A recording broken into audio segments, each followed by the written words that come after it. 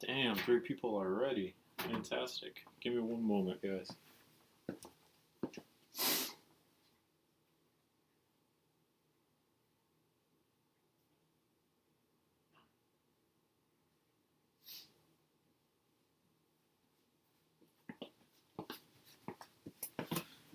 And Zen's here. So the good news is that we're actually streaming today. The bad news is for like the first little bit, I'm going to be doing household chores that I need to get done and out of the way. First of which is going to be starting laundry. So you guys are probably... I'm going to turn this down so I don't destroy you guys' eardrums because this is probably going to be loud. Somewhere like there. So I can get laundry started.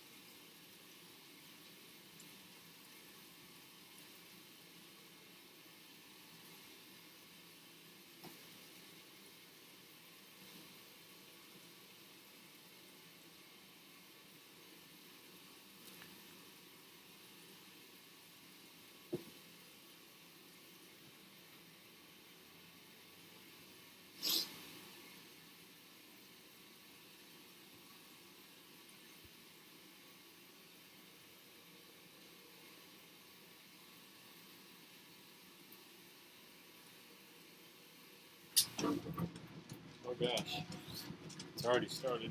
I haven't filled it up yet.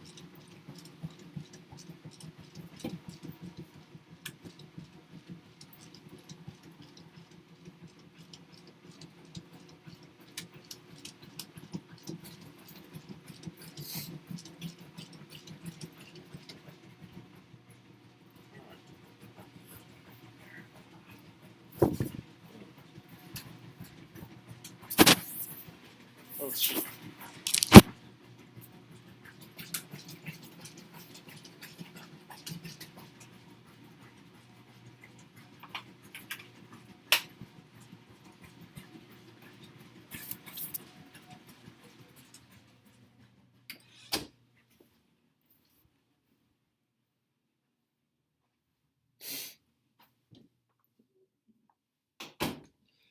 Alright, so that's the first load of laundry started. And I think for now we're good. That's really all I need to do to get started. Really, I don't have too much that I need to actually do. So now we can actually start what we're doing today, which should be pretty fun. Sorry for all the movement, guys. I know it's probably not exactly the most quiet of things. Gotta get all this up and running.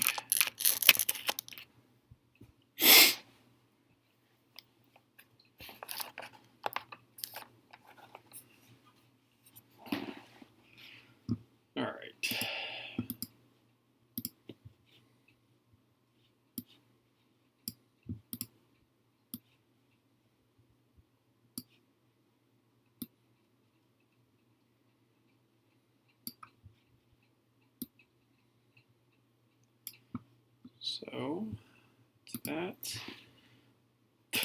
Forgot that the last stream we did was just nothing but me, so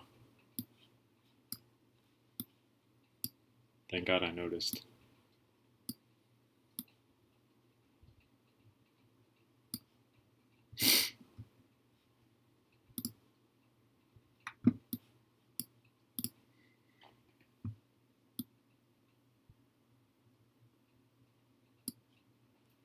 Like that. Yeah, I started on it this morning before I got out of bed, really. But I didn't do too much, obviously. But yeah, I did start on it this morning, specifically because I really didn't feel like getting out of bed, but I also really didn't feel like doing anything else. So I felt like doing this, and that's what we ended up doing. I should have a bag around with our drink sponsor in it today.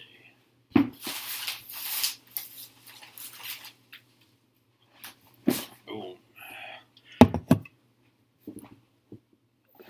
I have made a butterfly knife. I've made my different usernames butterfly knife because he released instructions for it. Today's drink sponsor, Bang. This is their lemon drop one. I haven't had this one before. I really hope that it tastes good, because if it doesn't, I will straight up throw it away on stream, and it's going to be really embarrassing as an unofficial drink sponsor of the channel to get thrown away on stream. That would suck.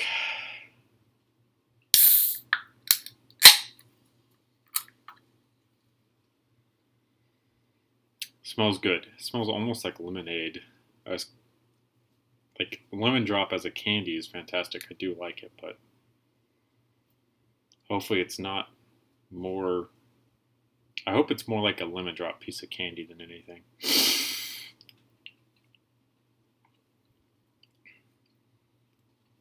Yeah. All right. I'm fine with that. Alrighty then. Yeah, I didn't.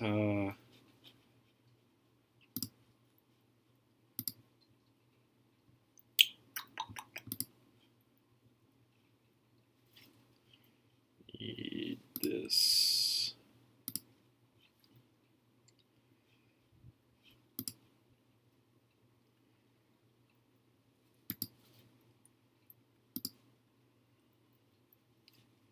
Let's do something like this and then see if we can.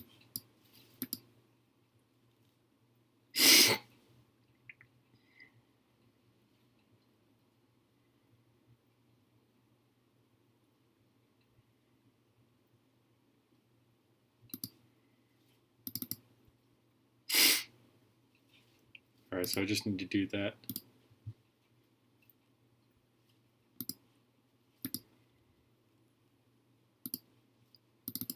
And boom. Alright, that'll be good. Move this back over here.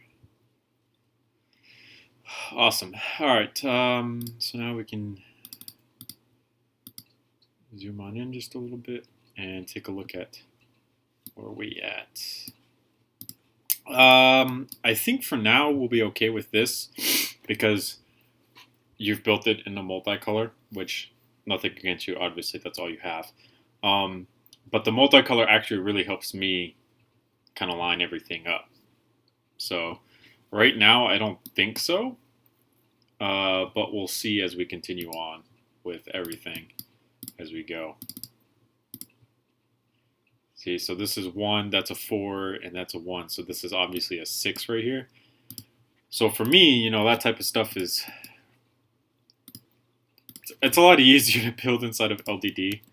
I just, when it comes to like making copies, I guess is a good way of saying it. It's a little bit of a pain in the butt for me personally. This obviously comes in by 1. I should have known that. This does this at the end here. Like making copies like this, I just don't like to do all too often because I have to sit here and scroll back and forth between the two images, which it's not that big of a deal because I've gotten kind of used to doing it since I do it on a regular basis with like my reference pictures and stuff. But at the same time, you know, it's a little bit easier when you're not. Like just being able to build for a little bit and not scroll back and forth is a little bit easier. So this is all like solid built in here, and obviously I'll be using different pieces than what you used because I have access to LDD's wide variety of library. I did something wrong in this area. I don't really know where, but it's pretty minimal, and I think by the end of the day it'll look just fine. Just gonna pick at the grip, stabilized it a bit more. I think it'll be alright with this picture.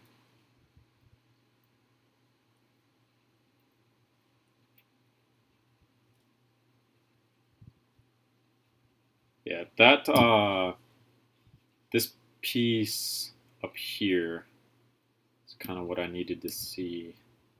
I'm looking at the wrong one. Where am I at? Yeah, it is up here.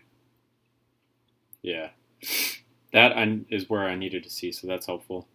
But everything else I'm pretty okay with.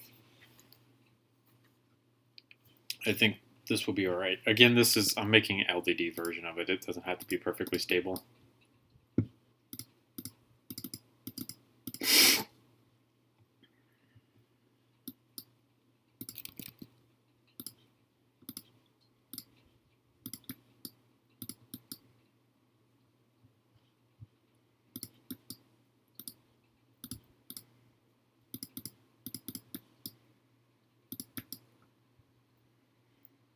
See this right here, where I went wrong somewhere, the part where the stock connects.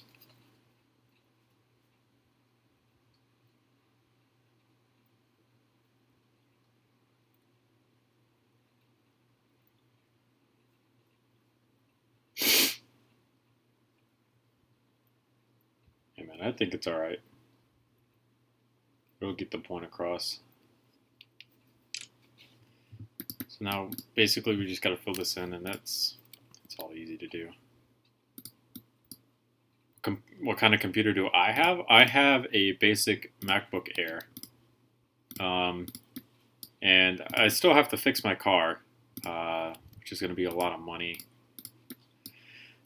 But something that I'm looking at getting next is a 27-inch iMac, all-in-one.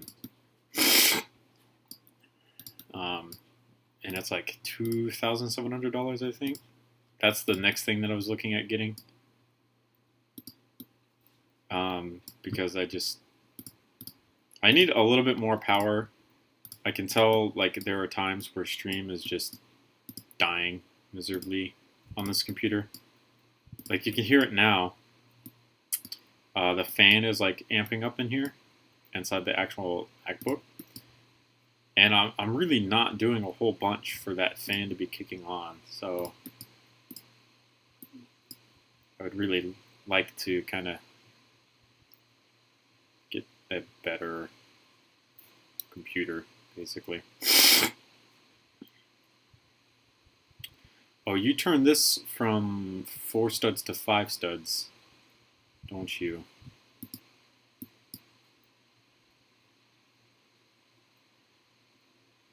Which we can do real quick.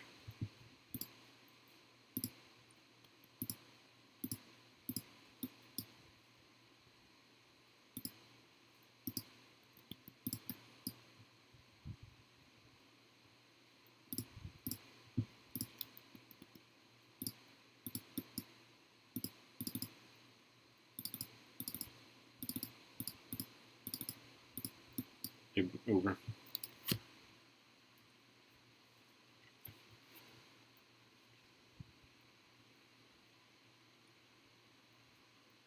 Okay, that's helpful. It has vents down on the bottom of it? Damn, I didn't know it had vents down on the bottom of it. That's helpful too.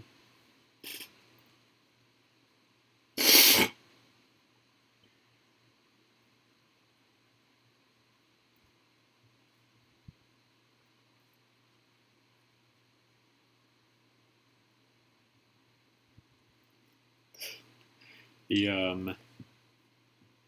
whatchamacallit turned off and I thought it was already done. I got worried. So this is like a 2. And then it does that again. Let's...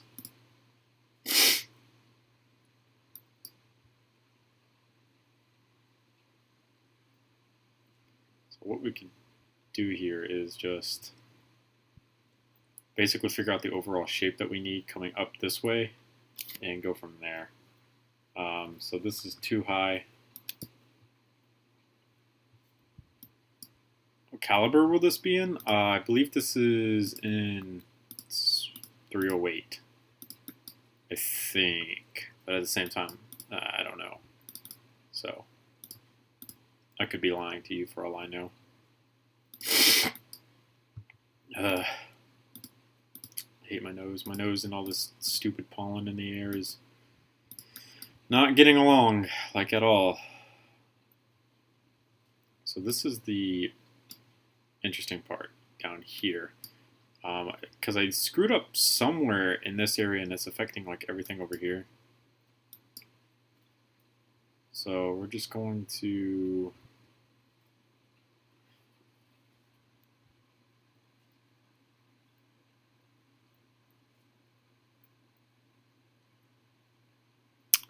think.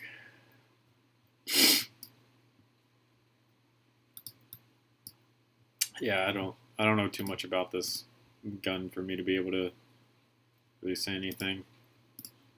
I just thought it was always in 308. Yeah, I added a plate in heights, but I really don't know where. I think it may be here. Maybe.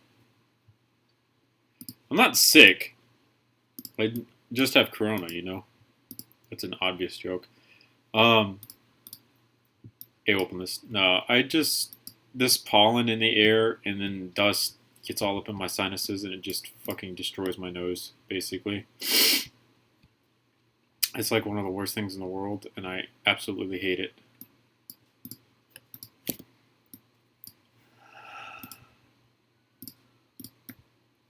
think that's better. I think that fixed it.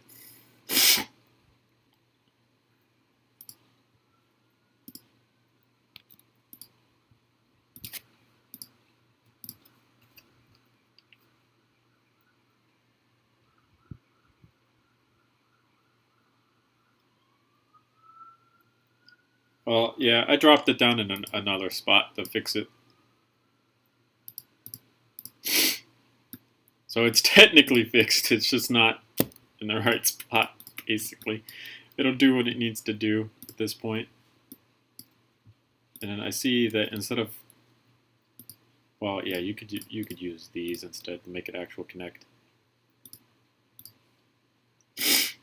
Yeah, it's interesting because I live right above the, I don't know what you guys would call it, but basically like the station, but it's like a community station, like this community service is. Like if you have like an issue or something that you need to report, like you can go there. They're right below us, so they're always like near and around us. It's not really a bad thing. Like it doesn't really bother me. But they're like always out and about doing something.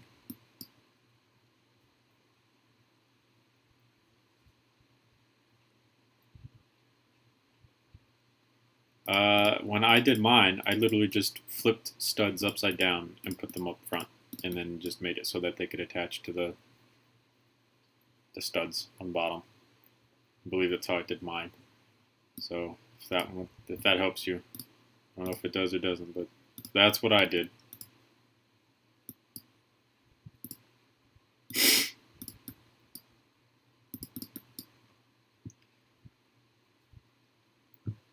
Make that 1, 2, 5, 6, 7, 8. So that's an 8 down here on bottom.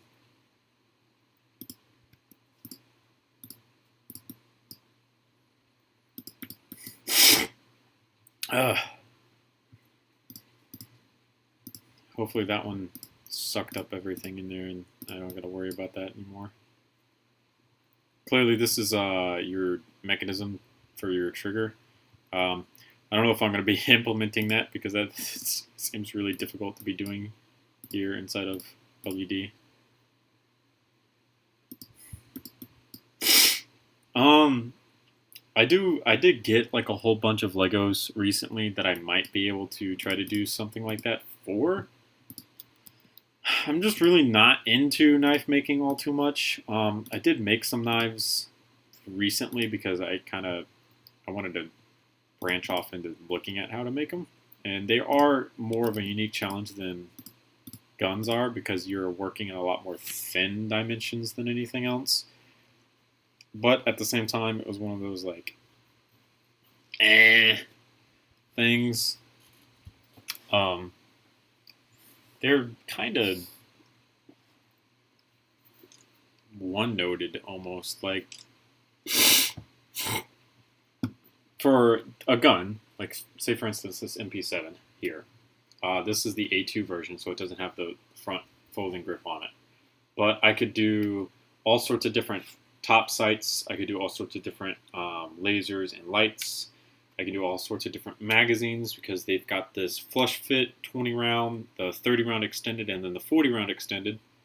And then I could do all sorts of grips down here on bottom. So, you know, whatever I wanted to do with an MP7, I could do it. I could have all these attachments. A knife is basically just a knife. You can't add any attachments to it other than a bipod, and that's really annoying to do.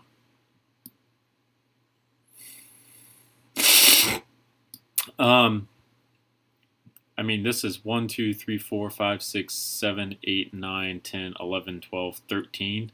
So we can just add a 12 down here and then add 1 to it. That's literally all I've been doing because it's not too hard to do. Just 12 and then do something like this and then add a 1 to it. Like I said, it's not hard to do. Again, you're working in a multicolor, which means it's easier on my end to do this type of stuff because now I know that this is all here. And I mean, whereas you did multiple pieces, I have just the one solid 12 going all the way across. So now this comes down to doing this here. So this is an 8. So I might need a more clear picture of this part of the receiver down here.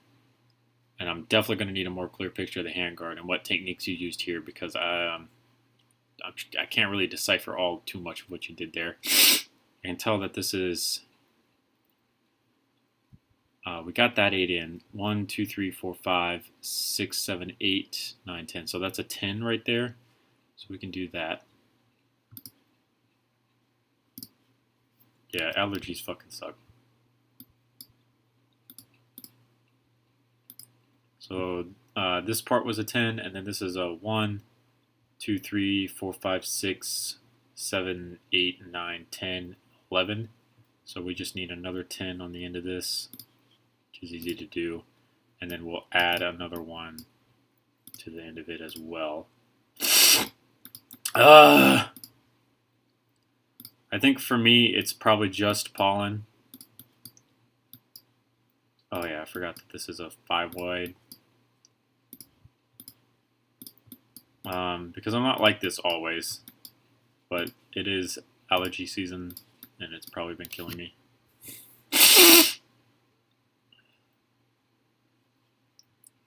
And then this is all built up here, straight through here, so there's another 2 stud layers on top of this, which again we'll be using longer pieces for because I have them in my arsenal of LDD.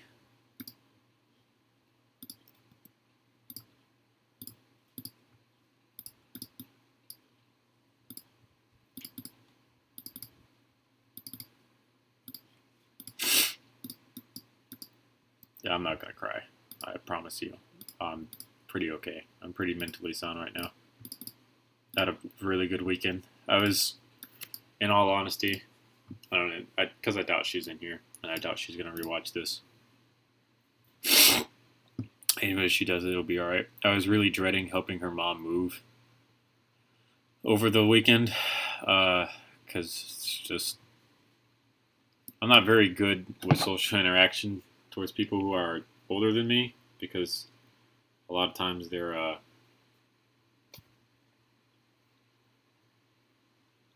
kind of difficult to be around. So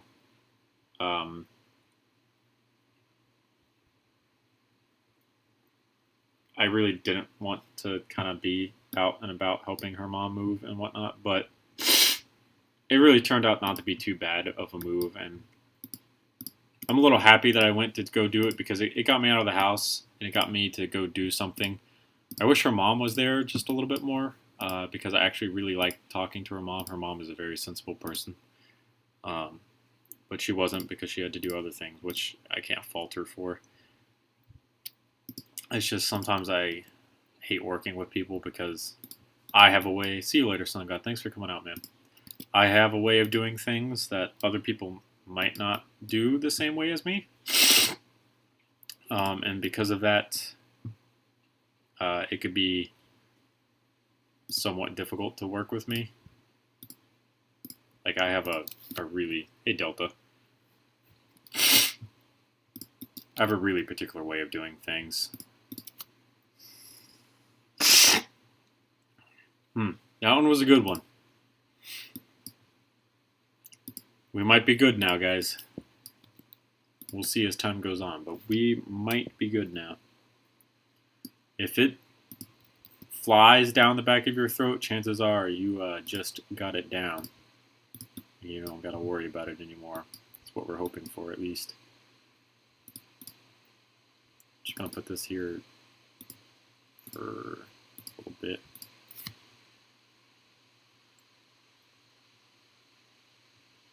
So this to there, and then 3 here. So far, so good.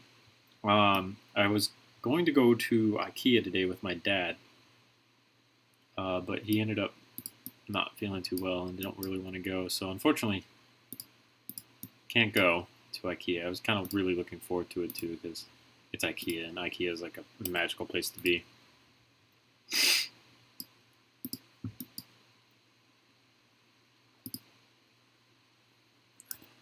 But I ended up just going to Target today, basically. Bought a couple things that I needed. I bought dinner for tonight. See you later, Uber. So when my girlfriend gets home, she doesn't got to worry about cooking. I just bought corn dogs. And then I bought some soft, chewy cookies. There we go. That's the word for it. Because I really wanted some soft, chewy cookies. And they were on sale. And then I bought this Bang for a drink today on stream because I need something on stream.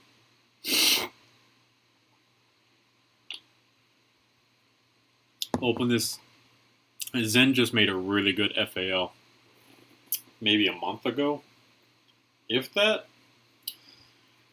That's another one of his guns that I'll be copying and replicating inside of LDD. And his STG-44 is also a fantastic gun. So that's an 8, that's an 8, and that's an 8. So there's 3 8s coming down. So if we just put a 16 in here next, that'll take care of the rest of them.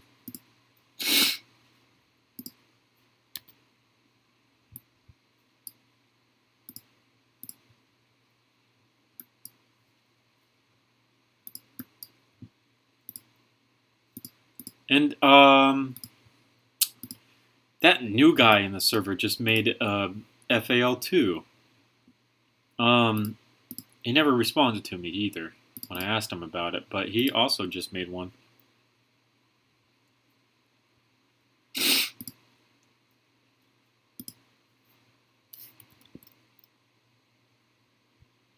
Oh, well, so for this, I could just do something like this.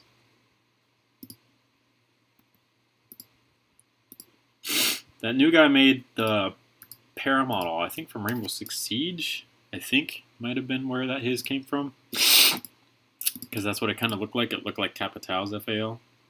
And or whomever else has an FAL in Rainbow Six Siege. Yeah,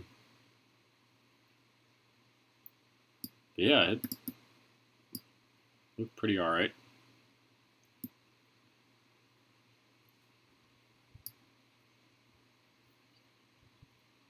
That's that.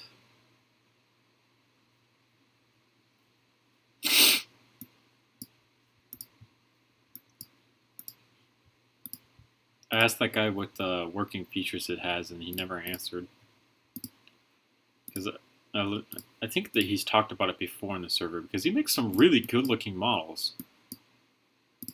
But I don't think they have a lot of working features, which is really sad, because I wish they did.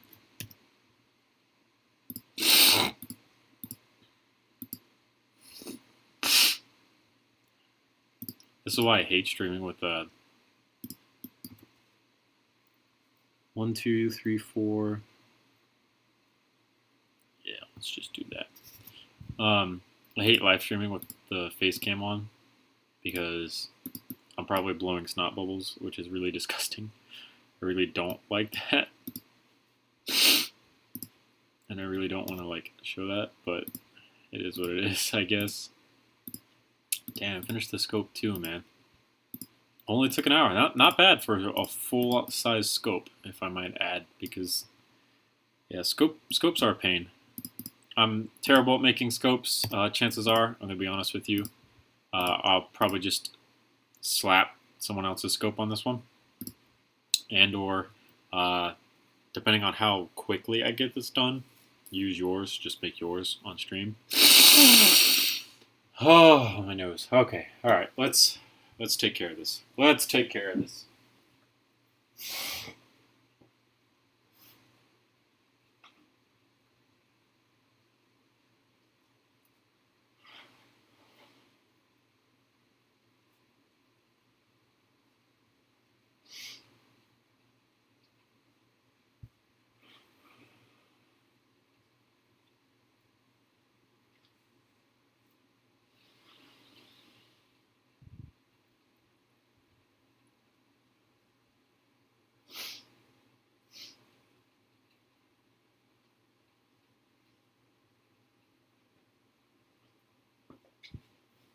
All right, hopefully that helps. We'll see.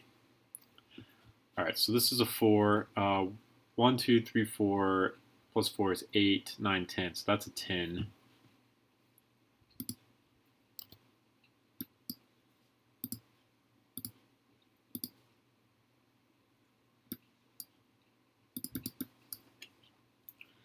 And you have a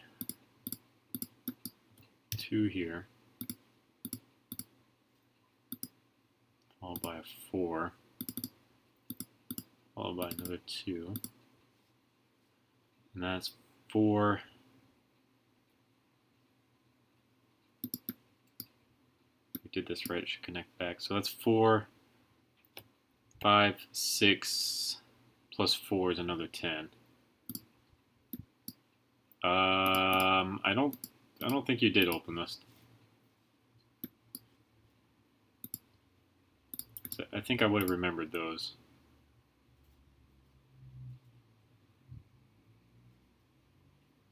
Then you have an 8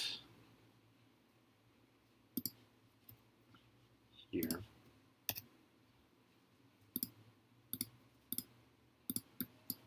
Like so. Then we can, well, that's not a bad looking scope. Damn, dude.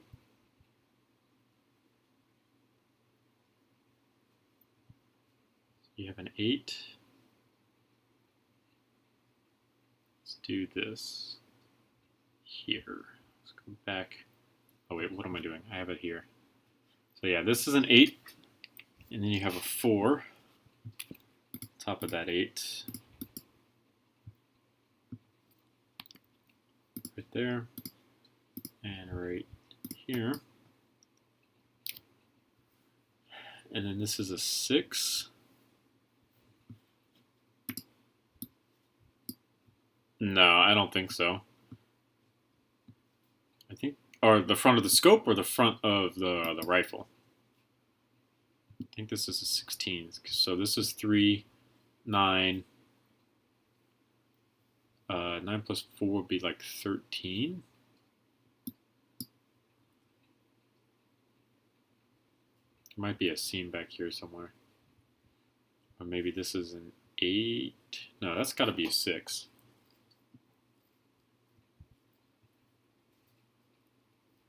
Yeah, let's do this. Yeah. Not bad looking at all.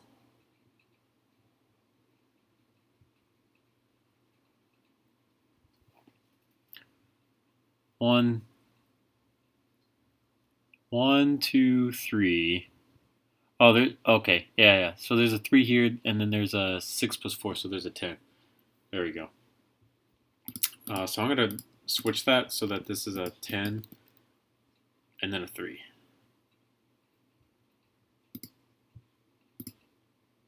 It still doesn't seem right.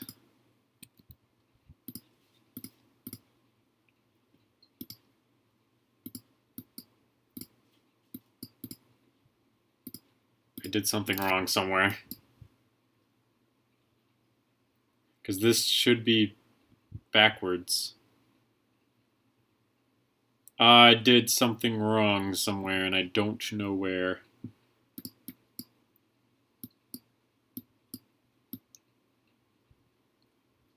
This should be backwards a whole 4 studs.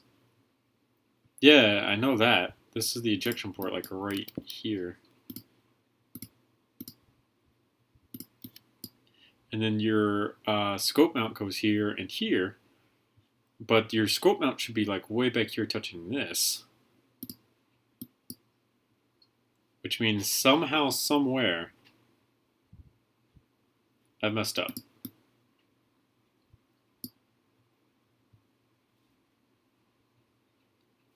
So 1, 2, 3, 4, 5, 6, 7, 8, 9, 10, 11, 12, 13.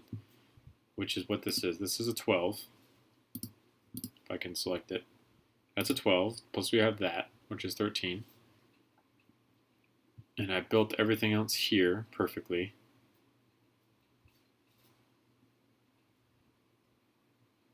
What is this?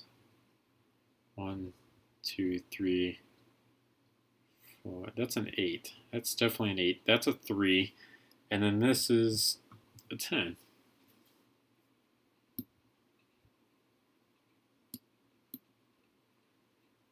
Something went wrong somewhere. See you later, OpenList. Go look on your FA element, man.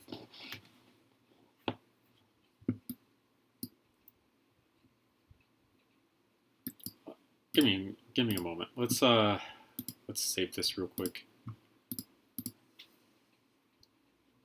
Let me look at something. I might just end up modifying this ever so slightly.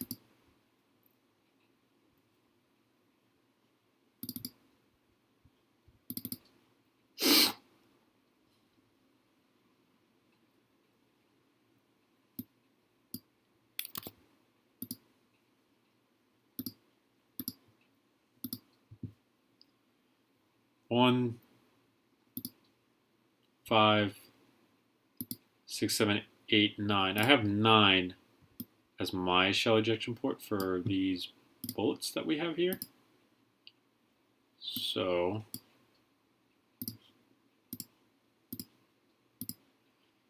why don't I just extend this out to match how much we got going on here. So 6 and then add a 3. And that would be the size of the shell ejection port. And then you would have scope mounts here. So we're still 2 studs too long. Or at 1 stud too long because your bolt handle sits right here in this notch.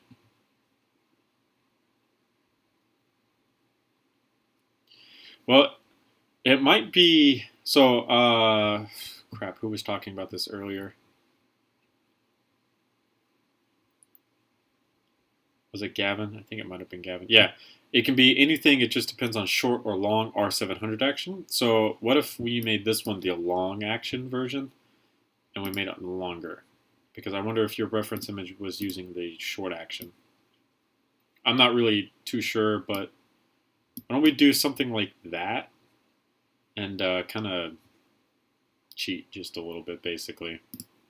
I'm not opposed to that at all. So for your bolt handle here, you just kind of set it down here. Yeah, so I have the long action version based on your chassis, and you have the short action version in real life.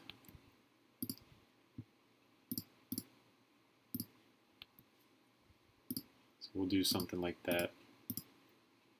I honestly thought I was doing it correctly. I don't know where exactly I went wrong. I thought I had all the measurements down pretty accurately.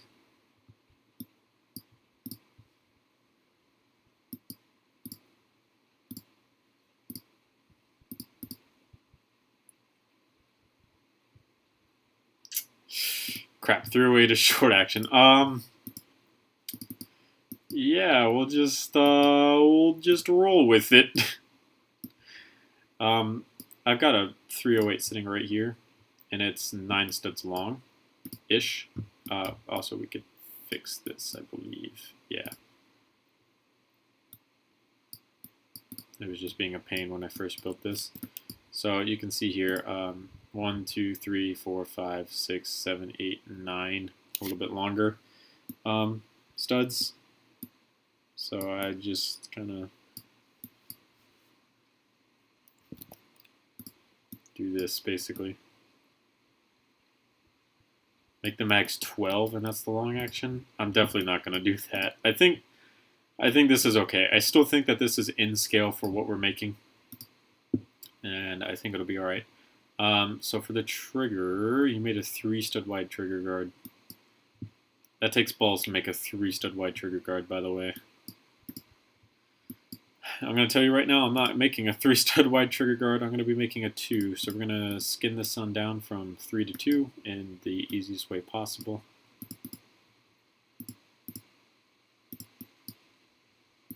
So from there down to this, and then to this, and then you have a 2. So this starts with 2 by 2 actually.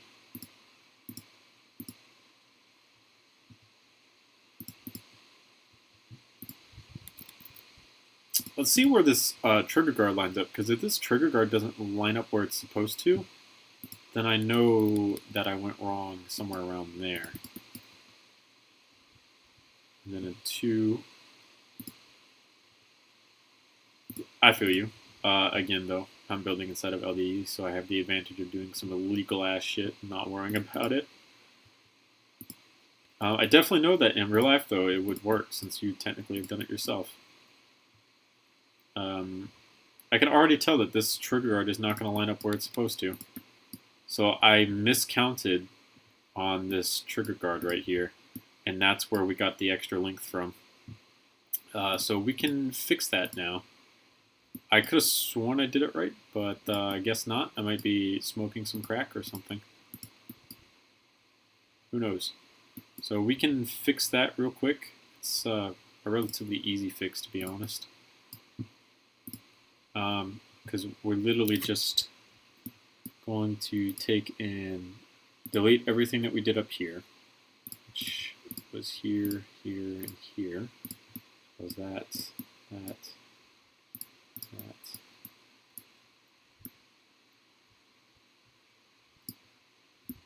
Delete this, delete this, delete that, delete that. So then, this piece here should be touching the front of the trigger guard. So we can delete all that out. And then this has to key into place. So we'll do something along the lines of that, and then that. Yeah, that should now properly slot into place. If we take and grab all of this here. So what we're looking for is for these two pieces to do that right there. Crap. Well, we had it and then we didn't have it.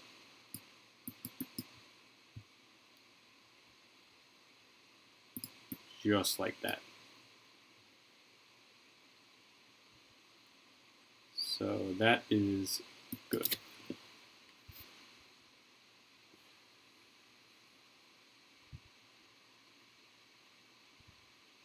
Whoa.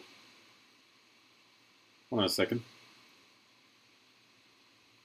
What is that for? What are you trying to do with that? Because that is some big brain stuff right there. I like that. But I need to know what it's for.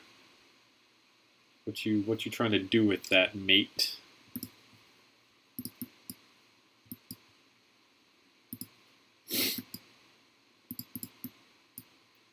Slide that 8 back in there. And then we'll make this thing that it needs to be. 3 plus 2 is 5, plus another 3 is 8, plus 4 is 12.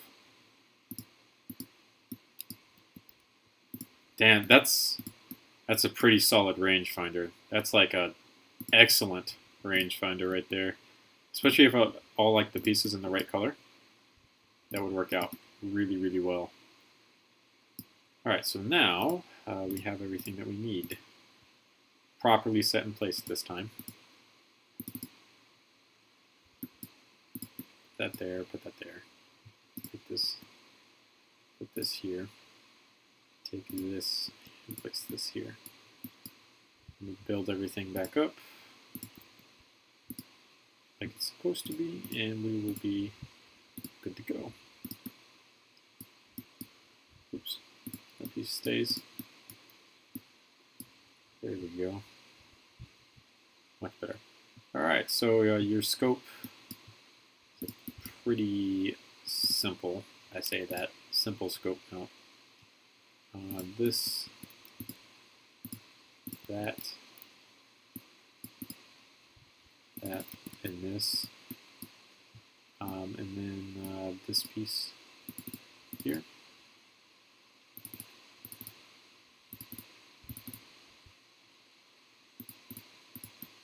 Like so.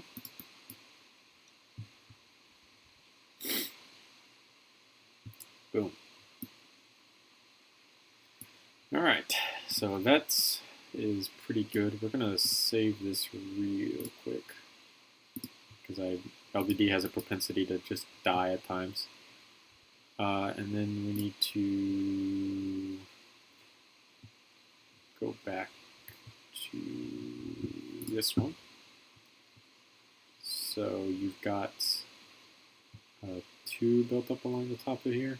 Yeah, 1 and then a flat on top of it. So we could basically just do this.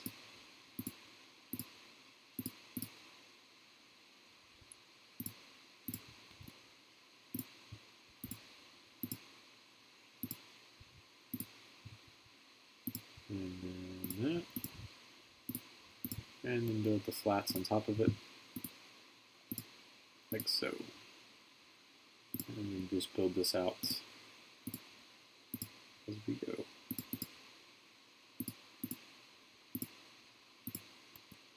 Boom, boom, boom, boom.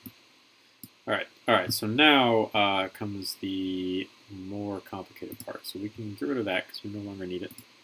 But we do need this. So you've got an indentation here.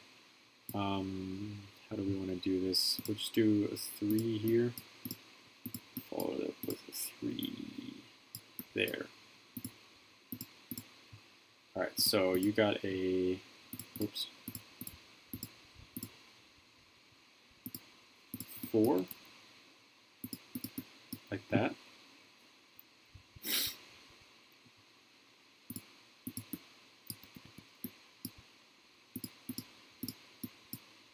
And then this is all solid built through here, which we can do real quick.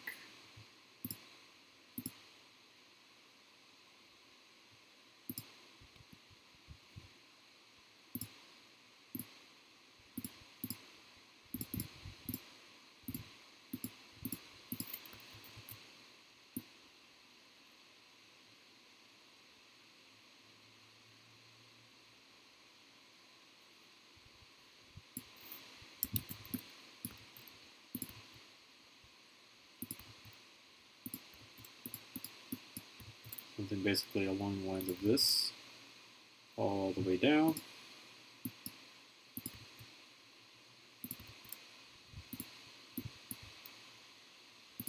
About 3 here. And then you've got one of these here, one of these here, and then a 6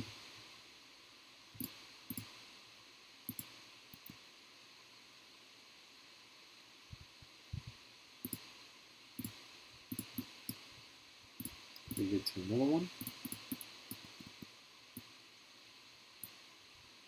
and then a 6 back in between those.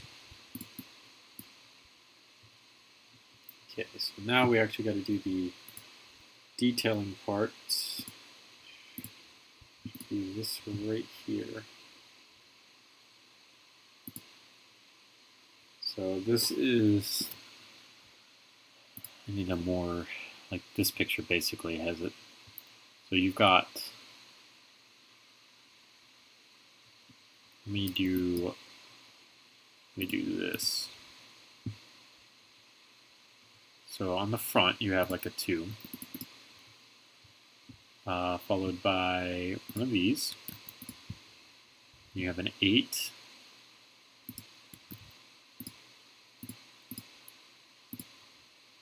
followed by, so you've got a 4 gap.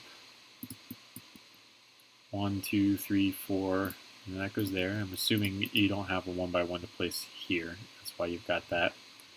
Then you have a 2 gap, followed by another one of these, but over 1, which we'll do like this. Basically, we'll just take that, move it down here, like that. Then you have this. No, that's wrong. What the fuck? That's a 1, 2, yeah, that's a 3 gap. Okay, this piece that I had here just needs to move down. Just like so. There we go. Alright, so then we have these 4s that stick off of here, like so. We need to come back in and just fill these in, just to make it look okay.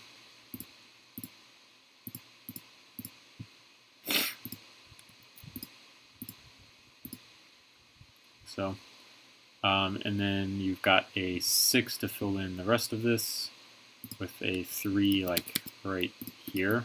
Wow, I'm surprised that that went in where I needed it to. And then a 6 to fill in the rest. And then a 2 in the very back here. Followed by a 1 here. And then a 4, or I'm sorry, 3 here and there. So that's that. And then we'll just use these to make this. Boom. Okay, so then we can take this. That's wrong. I have done something wrong again. Oh, God. 1, 2, 3, 4, 5, 6, 7, 8, 9, 10, 11, 12, 13, 14, 15, 16, 17, 18. That's an 18 long gap. So 1, 2, 3, 4, 5, 6, 7, 8, 9, 10, 11, 12, 13, 14, 15, 16, 17, 18. Yeah, so mine's 2 studs too long. I don't know where I went wrong, but what we'll do is split the difference. We'll just slap this right there instead. And then fill in the gap on either side. And that should be okay.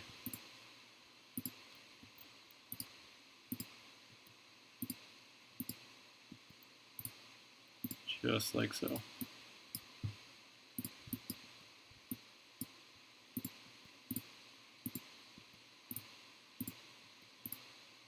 Boom. Alrighty then. I've already made an anti-tank rifle. I've made the Pt.1.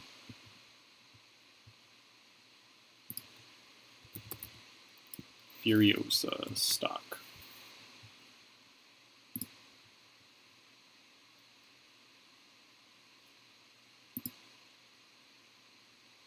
Wow, they're already out of stock.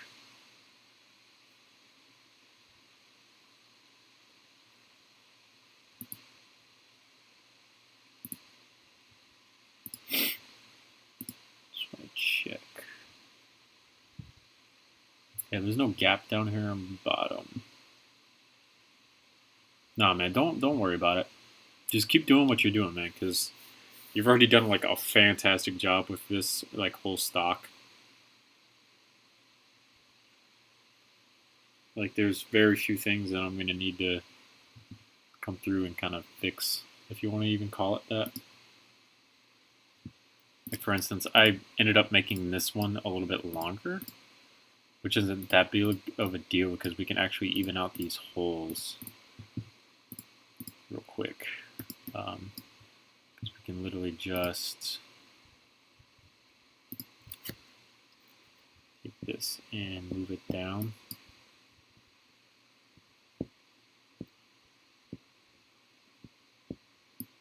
Like so. And then this will become 3 studs, and then same thing here. This one we can move down as well, and it will also become 3 studs. So it'll be all even.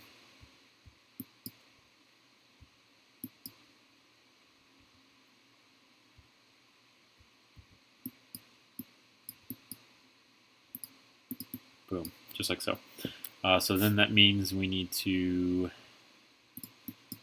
kind of cover this up just a bit. So we just move these down. Place these in here like so.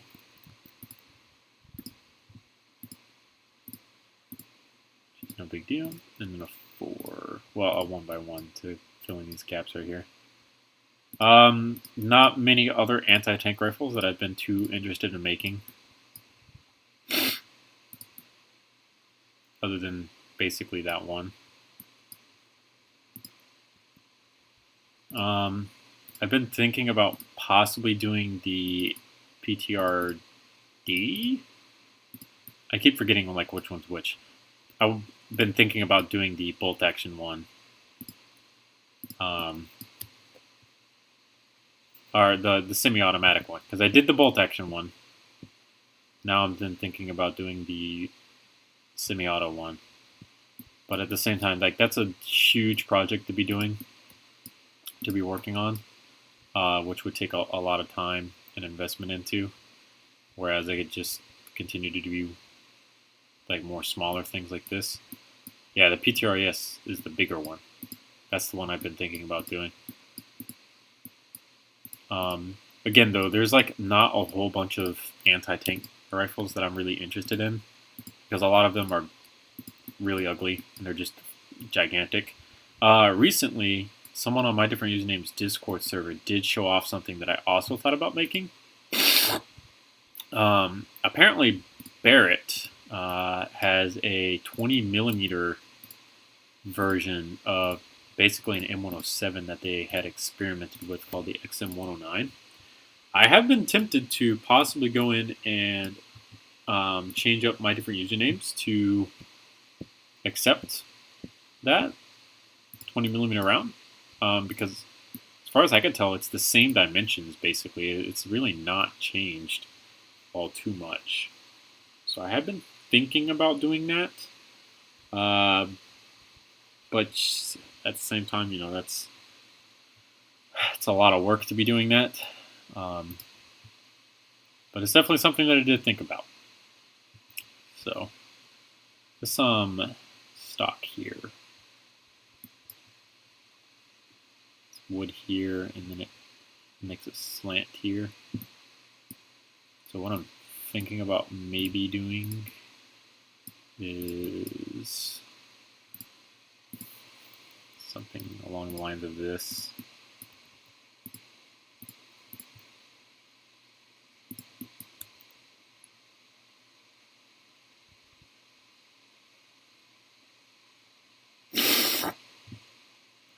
Oh, I wish that fit.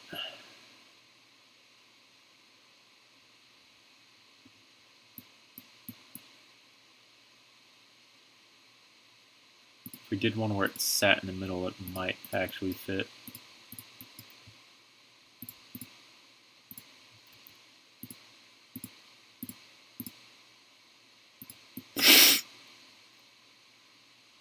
Something along the lines of that right there.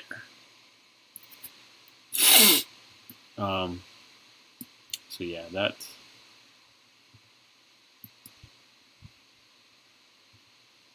would be like in there. Yeah, we'll just leave that for now. That's a big can of worms to get into. All right, so save that.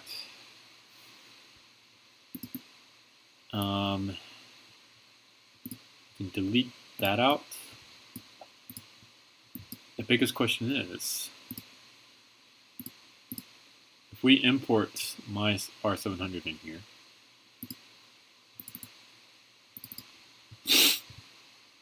how close is this?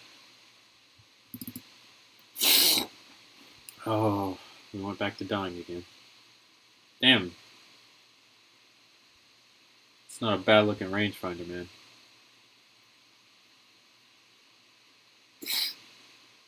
Really bulky, that's my only downside, but it's also a really good, smooth, clean looking rangefinder.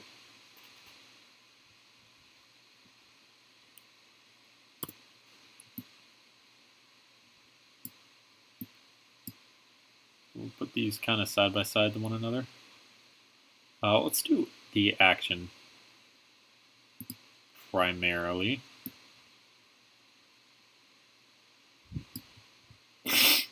I think that's pretty good.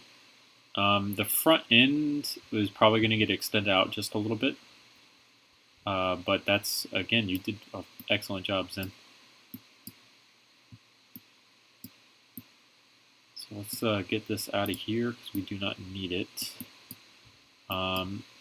Let's try to save the bolt we need. So we'll pull that out. The scope we don't, so we'll delete it. And then I'd like to save the barrel and how it attaches so we don't have to kind of come through and remake it. So we just take and delete that out and that out, and then the barrel should be free. Well, the barrel is free anyways. So if we took and color selected this and hit it, I suspected that that would be the case, which is kind of a big pain in the butt. So let's slowly get everything out of our way that we need to.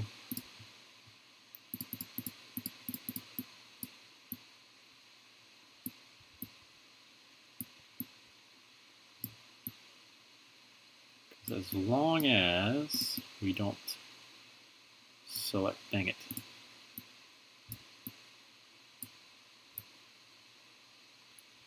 Yeah, all right, that'll do.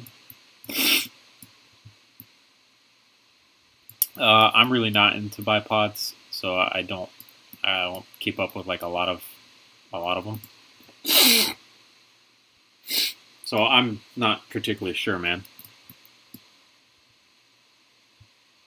Alright, so now we have to drop this barrel in place, which hopefully actually does go in place. So what we'll do is drop this down.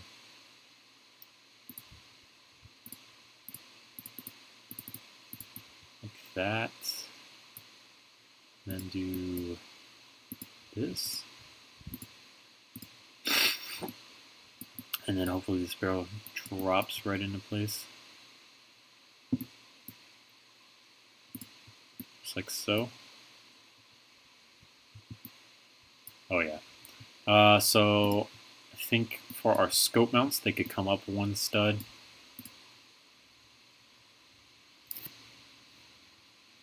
For something like that, your best bet would be like some of the more large infamous firearms that we have nowadays. Like one that I can think of off the top of my head, minigun of some type with like an actual rotating barrel and whatnot on the inside of it. That right there would take a lot of time to do. Wouldn't be extremely difficult to do, but it'd be fun if you're kind of looking for a challenge almost.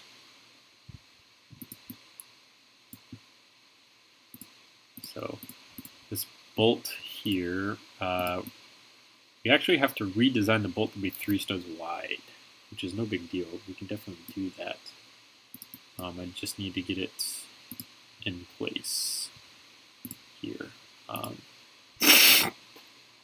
So I'd like this to sit here and then make a 3. Complete this out. Place this here. Less known weapon, I would do one of the Great War light machine guns. Like straight up just a Maxim. I would do that. If you're looking to do something like that.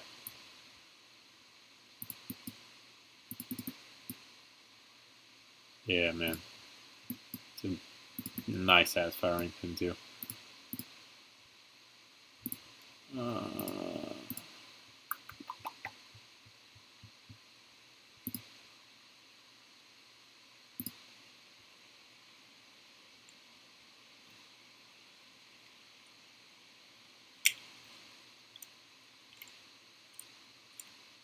It's a really simple mechanism too. Like, I can't believe I haven't even thought about this.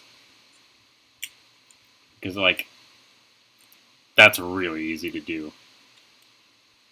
Like, it's not a hard mechanism. Clearly, it works really, really well for what it is.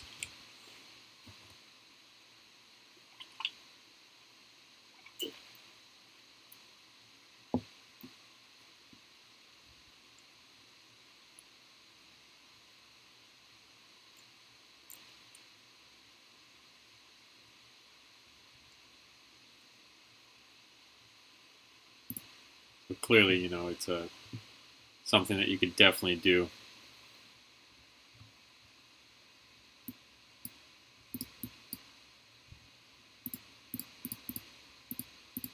Type 97 anti-tank rifle. Is that a Japanese anti-tank rifle? I'm gonna be honest with you, I didn't even know the Japanese had anti-tank rifles.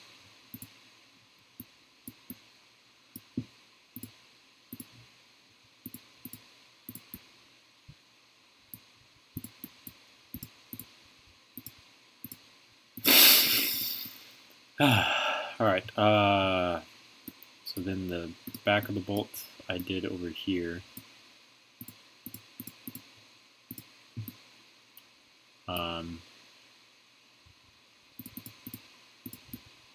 Yeah, like I said, I didn't know the Japanese had anti-tank rifles, game manual. I thought they were kind of more basic in their armaments because they didn't have the manufacturing power towards the end of the war after we bombed the shit out of them in their own country. I say we, but it really wasn't me. It was more like just the American fighting force at this point. Oh, I didn't put a thing here that this actually sits in.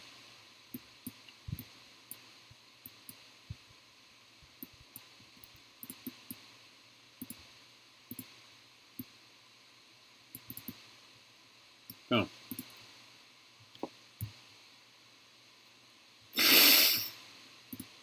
That goes in just like that. And then we can figure out how to get this in there.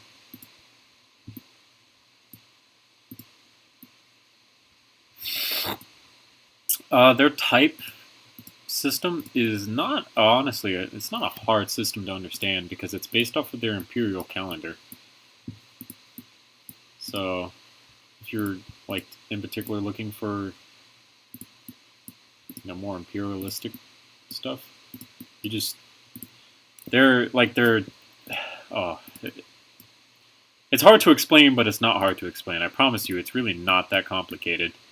Where did that piece go? Because I need that. Well, actually, what we'll do is we'll take this and place this here.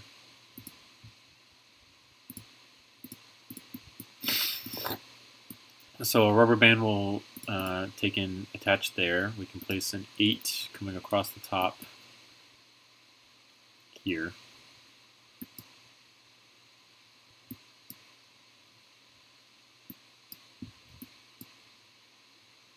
Yeah, there are. You're not wrong. Why is this not going all the way back? There isn't anything in the way. Thank you. All right, so to your little thing, you're working everything.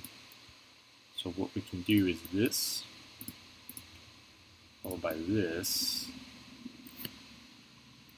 a tensleo. And then we will do that, that, that, and that. This is probably a lot thicker of a bolt than, we need to, should we check this? So we cannot go one more stud down. That is actually literally perfect. So then we need something like this here, followed by this here. So that is that. If we could, we can't make that flat. This is Zen's R700 chassis. This is the Furiosa chassis by some other company. I think Meitu, Meito. I mean, it's right here.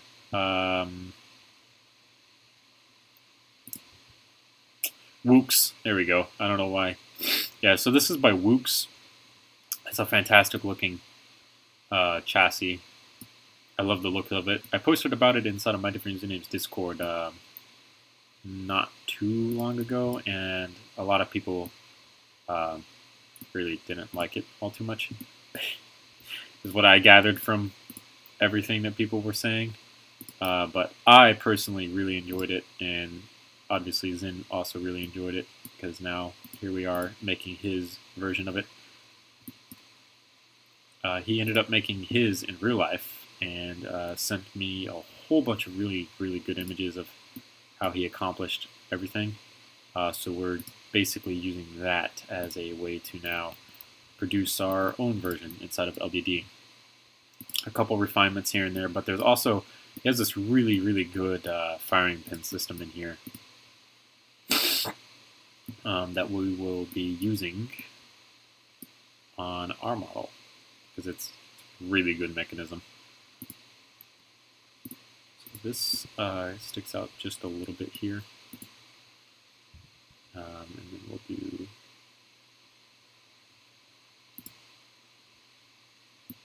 two here, three there, two here.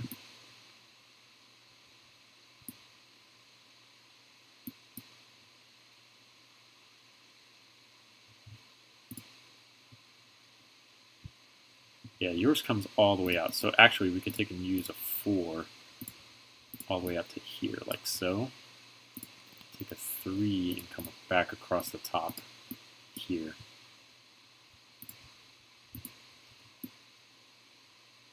How do I do it? I usually, well, I've talked about this before, but you weren't there, so I'm not going to hold that against you. I've done it once before for my SMG 11 from Rainbow Six Siege.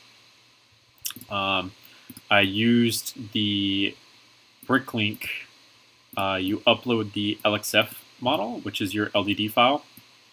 You actually upload that to Bricklink, and then Bricklink will automatically go through and sort out all the parts from stores and try to get you the best price for it, basically. So that's what I ended up actually doing for mine. Hey, Mateo. The problem was when I did that through... no, you're alright, man. When I did that through Bricklink, I got a majority of the parts from, I want to say, about 4 or 5 different sellers. I paid a lot of money for shipping because it came from a whole bunch of different people. And then even though the program that they had said that I had received most of the parts that I had actually ordered, when I actually put the SMG 11 together, there was a lot of parts that I did not have. And then I went through and I actually looked on the shipping manifests, like what, you know, they kind of put in, like, hey, this is what you actually ordered.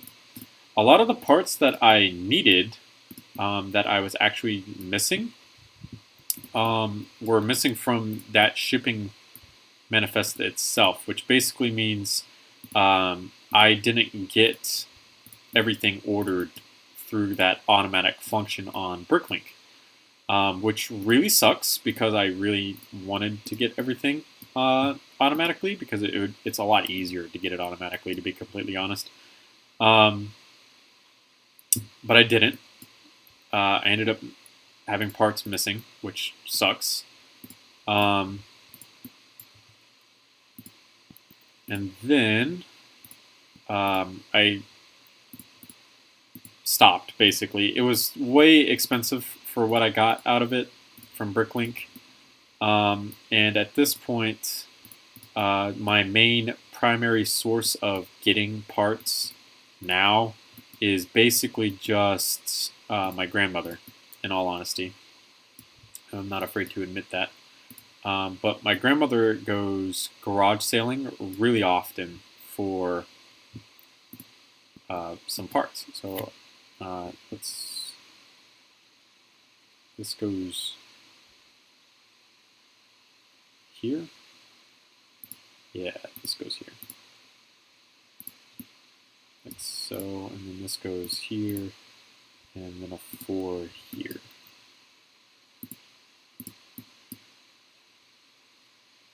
Yeah. So that's about right there. So my grandmother goes garage sailing really often. Most recently, actually last week, she found me a couple pounds worth of Legos. She spent $40 on the whole little bin that she found. And it's honestly probably worth more like $75 with everything that came into it. So she got a huge deal on it, and I got a whole bunch of Legos out of it. I used them most recently to build this. This is actually the second in real life Mp7 that I have. This one is modeled after my A2 version that I have inside of LDD. So this is what we ended up actually making out of all those pieces. I need to organize a lot more of those pieces to see what exactly else we could build. I'm thinking we might be able to get a full-sized rifle out of it in terms of like an AUG or something like that, but I have to go through and see. So for right now, it's garage sales, flea markets, like that type of stuff. If you want to try and find somewhere, that's what I would recommend going and trying to find some from. Just because it's a lot easier that way. You don't have to pay for shipping or anything like that, and you actually get to kind of take a look at it before you kind of buy it. Because something else that I've noticed is that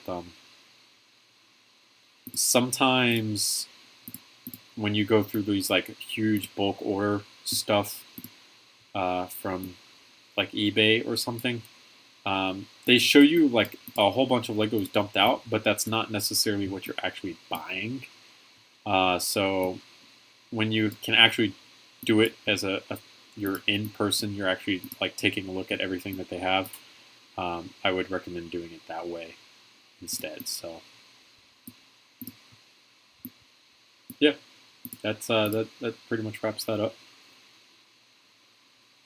Have you recently built any sort of AR-15 platformer weapon? Yeah, I went back through and I did a whole bunch of AR-15 stuff most recently. Like I went back through and I remodeled my bolt carrier group into a more realistic bolt carrier group. I redid the trigger to have an actual working hammer. And then I did a couple of newer upper receivers. Actually, that image right there is basically it. So if we take a look here,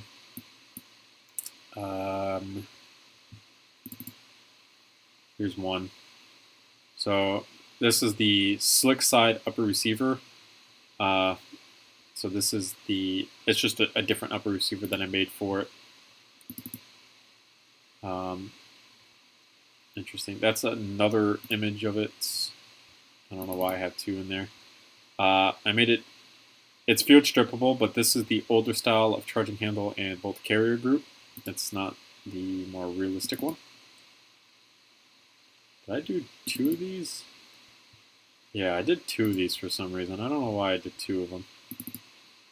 And then I went through and I redid the bolt carrier group, which is this image, into a more accurate bolt carrier group, and then I switched to like a Raptor style of charging handle instead.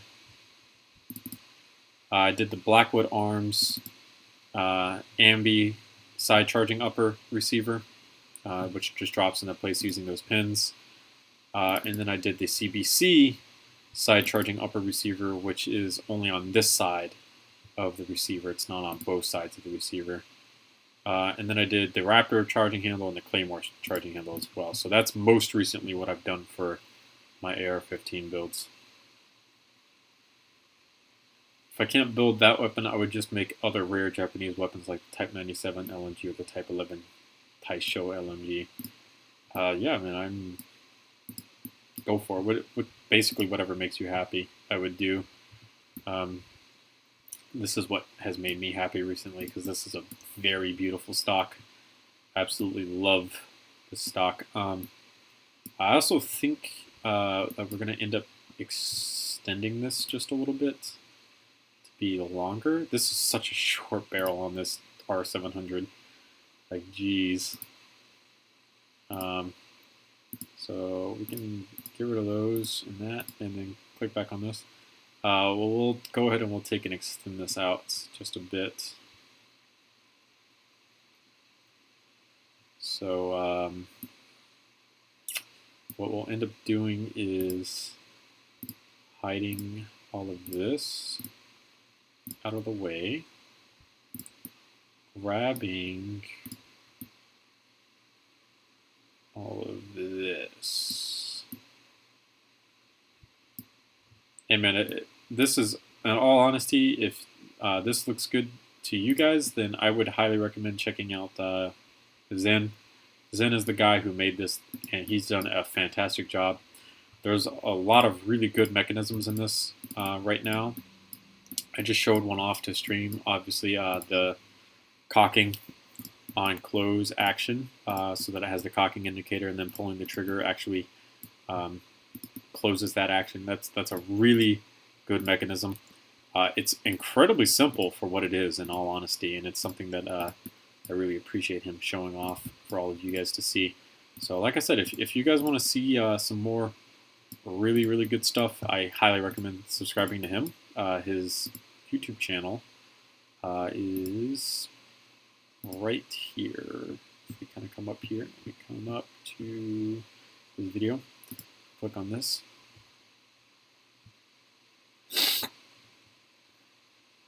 This is his YouTube channel. He's only got 57 subscribers, but he's got plenty of LEGO gun stuff on here that's honestly really, really, really good stuff. So I would highly recommend going and checking them out.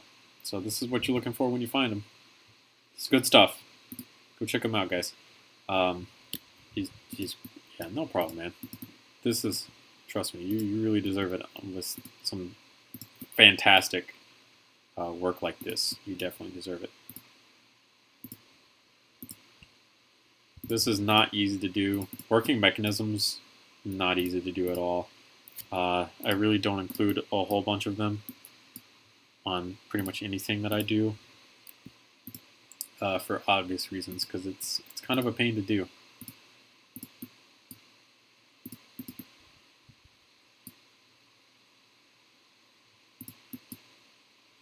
So we extended the whole thing by 6 studs, which should be pretty fine.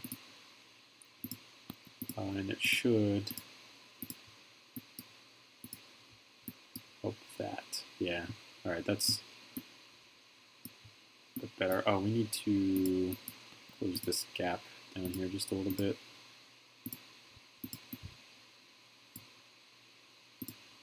Like so. Bam. Wonderful looking R700 chassis right here.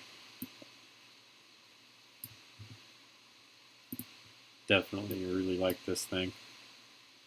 Alright, so for this, because we can actually take and smooth this out just a little bit, kind of hide that just a bit. So,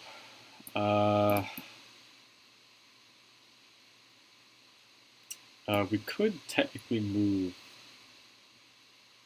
this forward and make it 9. I think 9 studs would probably look better for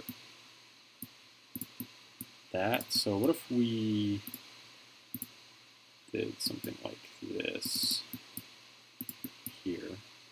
Deleted this out. So, and then just did something. I need to go 3 forward, something like this here.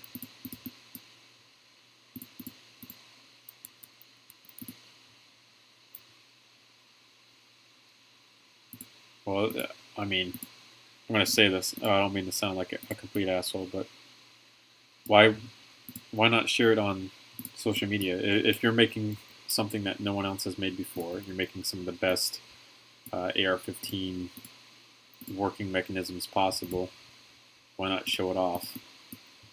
Show people that you know you're the best at what you do.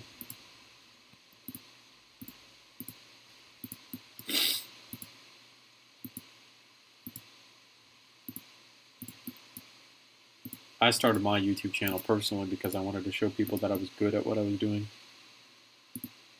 that I had the ability to produce things that they didn't.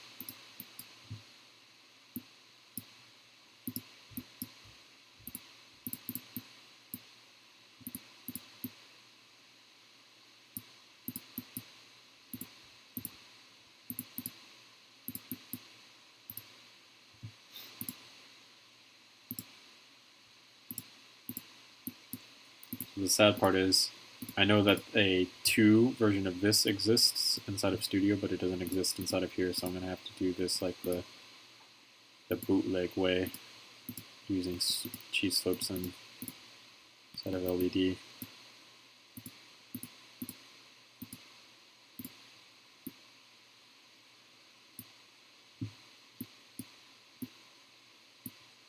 Now, it's that. That looks really, really good. They have such a short barrel. Their barrel is like this long on this thing, man. Oh gosh, it's disgustingly short. So now we need to kind of define where exactly this wood is and isn't at, which should be pretty easy because I think you've done a fantastic job already, Zen. Your little thing right here is definitely important. So we need to have this and this, followed by, I'm pretty sure what you did was a 6 and a 2 on top of one another. Oh, a 6 and a 4 on top of one another.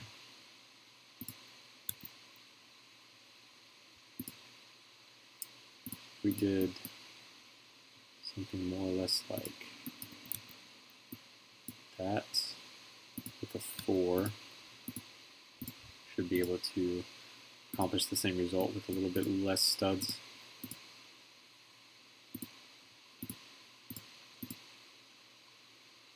I never thought of showing it off. I only showed it to my veteran uncle who helps me make it as accurate as possible. Yeah, man, come on. Go out and show like what you're doing, man. Take a little bit of pride in your work. Show it off to people. See if you can get like some type of following behind it. I mean, a lot of people are kind of into this type of stuff, especially people who might not have access to this type of stuff. Because there are plenty of people in the world who do not have access to firearms at all. Like one of the reasons I got into making actual weapons like this is because I was too young to buy my own. Because you have to be a certain age inside of America to buy weapons, obviously. So I wanted to play around with some.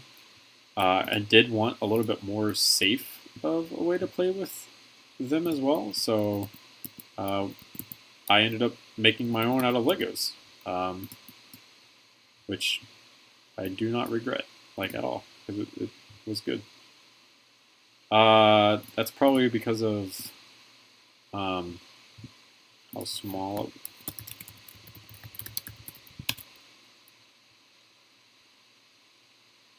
of a channel his is.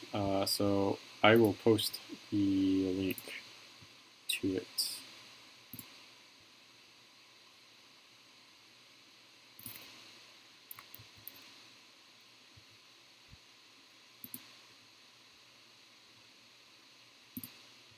So, oh, that's wrong. Crap, now I have everything screwed up. Yeah, we need to switch this back over to here.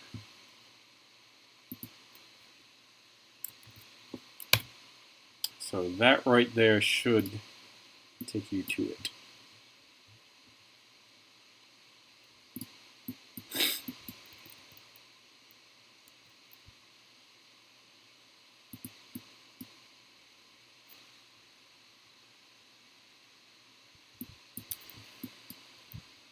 Alright, so now we gotta kind of get this wood in here, making it look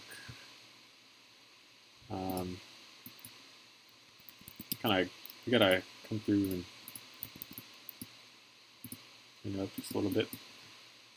So do something like this and see where this gets us.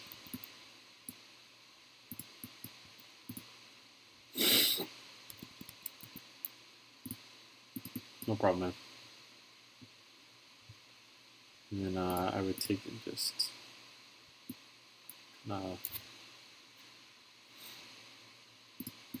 follow this line down right here. I think that will be there, fine.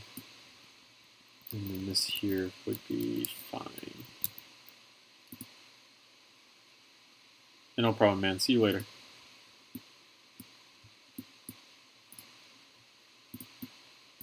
What are you talking about? I think it looks great. I love the wood integrated in. It reminds me a lot of the Maverick from Call of Duty Ghosts, because it had like that old school meets new school look to it that I really liked. This here, let's delete that out and actually replace it with this.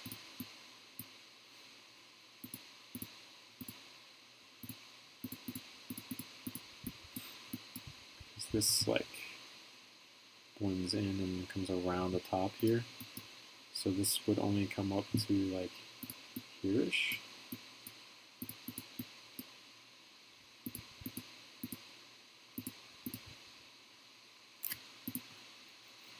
Hello, Korean dude.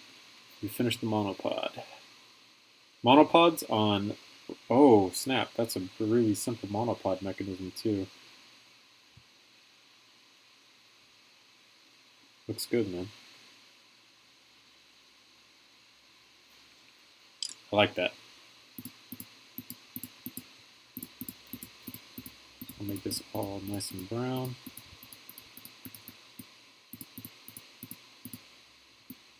Just like so. Come around to this side and do the same. And then we'll take and help smooth out a couple edges here and there. Like so. Do a 4 here and a 4 here. Like so. And then this whole cheap piece here is basically brown, but we can change our bars down here to this. Hide that out.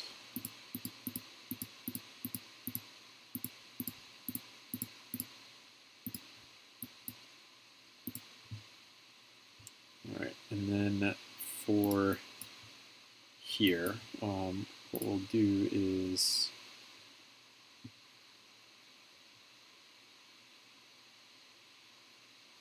I think like we're right about here-ish.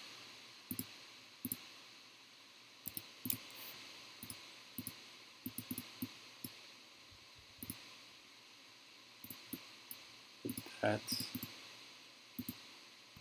followed by this, followed by that, that, and this, like so. Oh.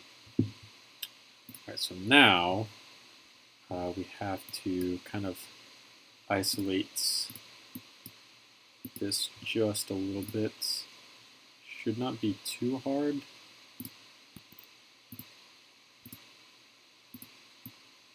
Scrapping the monopod? Why are you scrapping it? You not like it? Oh, the rubber bands aren't strong enough. Dang, man. So you just would need like a little bit more stronger rubber bands and you would be fine.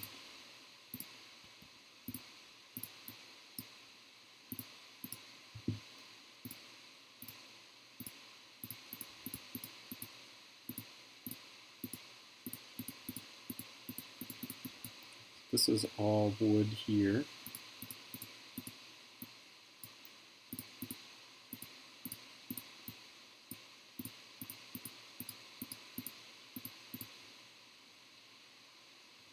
Dang, and you can even see that there's wood behind this.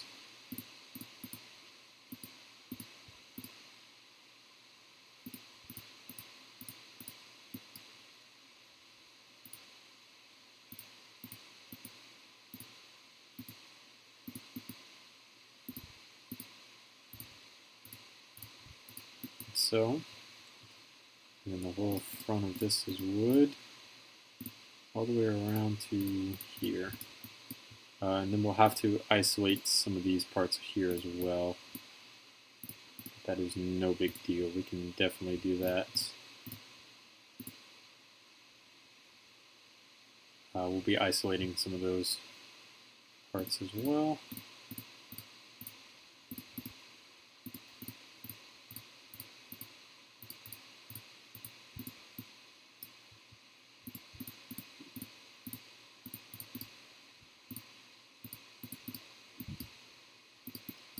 Alright, so that, and that all need to come out.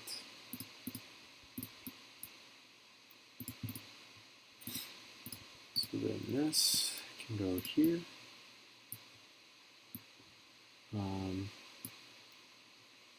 This, if it was a 4, will be fine.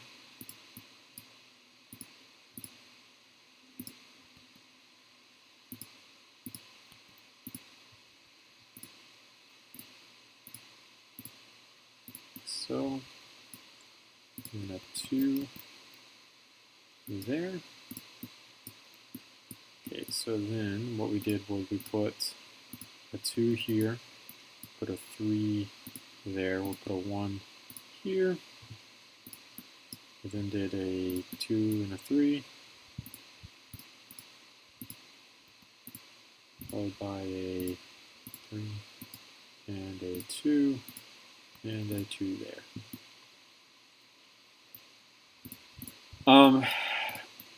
I don't know if they actually do it for this or not, Zen, but they're, or Trey, whichever one you prefer to be called by.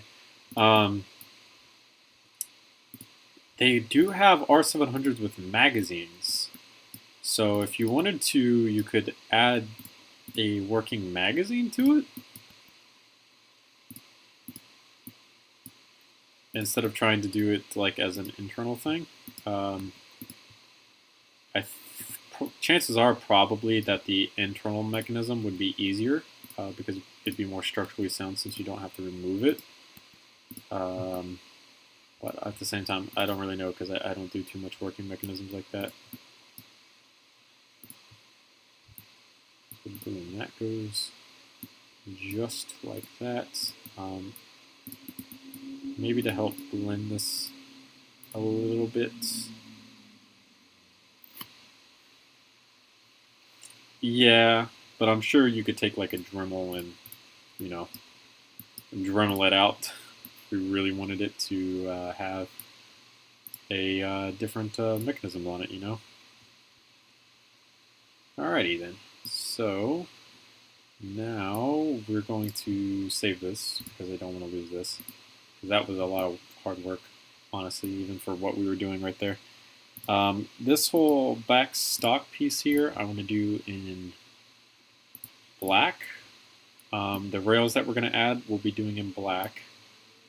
And then the actual receiver itself, I'd really like to do in metallic black, but I don't have metallic black inside of LDD, unfortunately. So we'll be doing something like this. I'm thinking these pieces here we can do in black as well, like up here. Well, we need to change that around.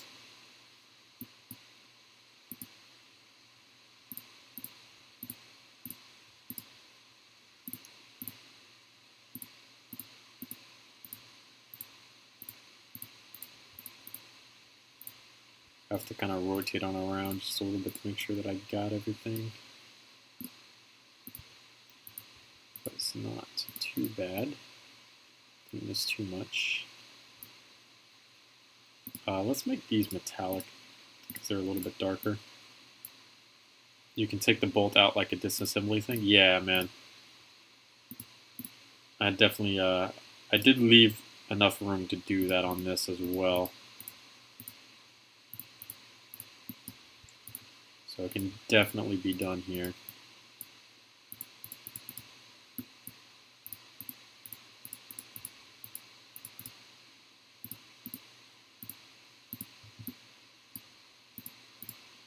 I also need to come through and make this back up into what it was, like so. Oop. Got it, and click on that. Alright, so now then let's bed this barrel into the stock, or inlet it, depending on who you want to ask. Do it like that, and then we should be able to fit a 1 there, and then hopefully some cheese slopes to clean it up, like so.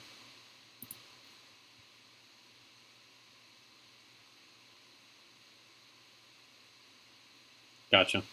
That's not too hard then.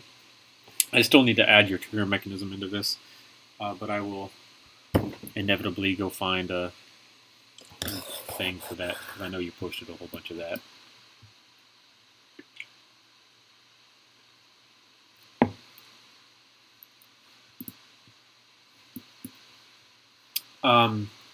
So for me, what I've been thinking about using those bracelet pieces for is using them for a camouflage wrap over, yeah, if you don't mind, Zen, I do.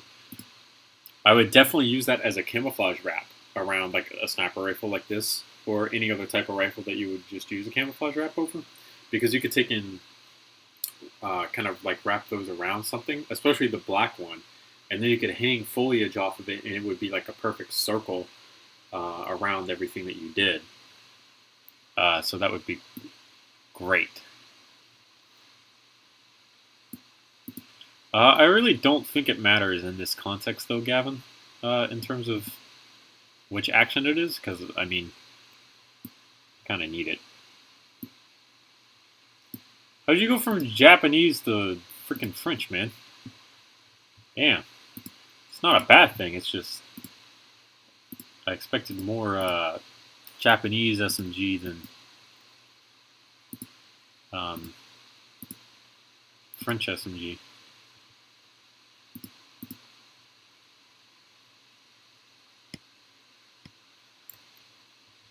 I don't think he was trying to make it like a Remington release. I think he was just trying to make it like actually function, basically.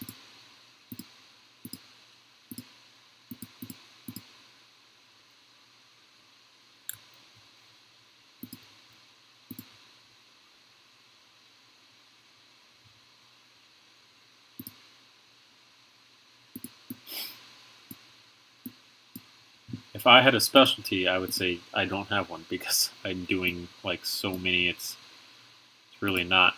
I don't, honestly, I really don't think I have a specialty. I think at this point I just like what I like and don't like what I don't. Well, I guess Russian weapons. Yeah, I would say Russian weapons at this point are probably where you would. I know a lot more about Russian weapons than anything else, because a lot of Russian weapons interest me, because Russian weapons are freaking magnificent creatures, most of which are extremely rare here in the United States. Damn, dude, you got blood out of your ear? That's probably not a good thing, man. You probably went a little too deep.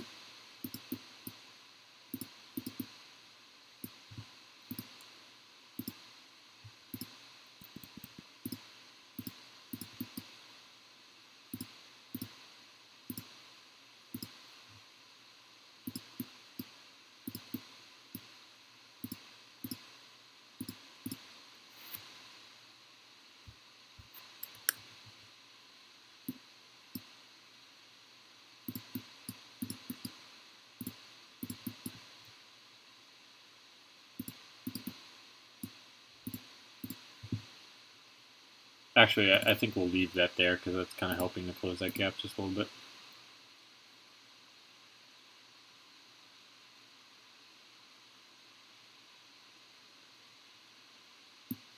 Damn, man. Oh, you're talking about the release of the mechanism, or the bolt. I thought you meant you're the trigger release. Yeah, I don't, I think it'll be alright. I think that's pretty fine for what it is, to be honest. I'm not going to sit here and try to change that or anything.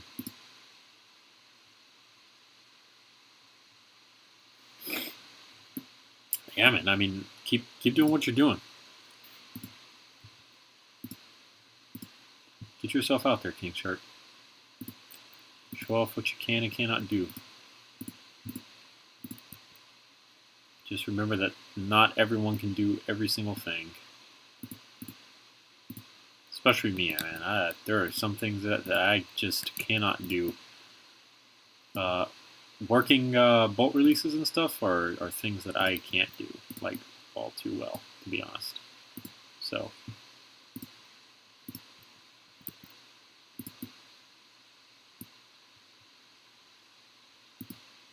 Yeah, man, it's a very clean looking rifle.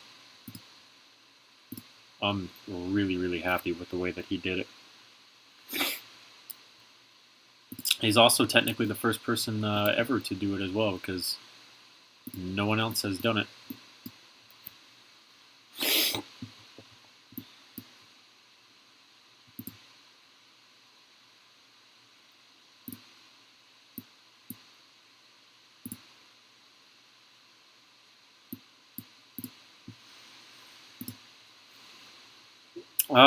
Fedorov is an interesting weapon. It's not exactly the most sexy of weapons, but definitely interesting. It's got a lot of like lore to it as well, if you want to call it that.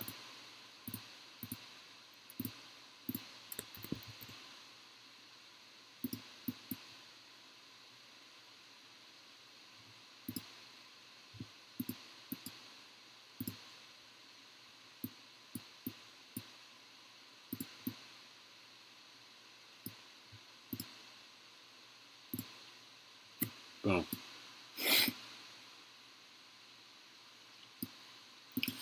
This really would look better in metallic black, but I just don't. I don't have metallic black. I don't want to make it black either because color selection I want to retain as best as possible. All right. So your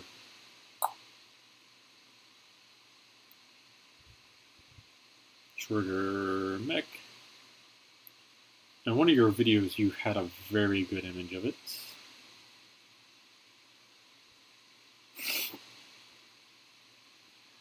Yeah, right there. Right there. Perfect. Let me now copy this. So I need all the room I can get. So you got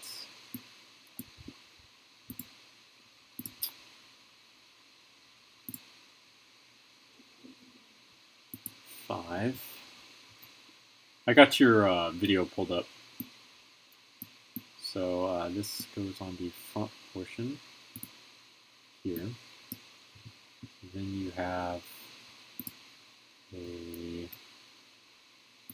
spacer and a spacer. And then I think I have different bolt dimensions, so I might end up having to change it just a bit, but it shouldn't be too bad. I'm posting a picture of my Bagara B14, her 300 Win Mag in general, on my different usernames Discord. Nice, man. I will have to look at that. It sounds fantastic. And then you have a 4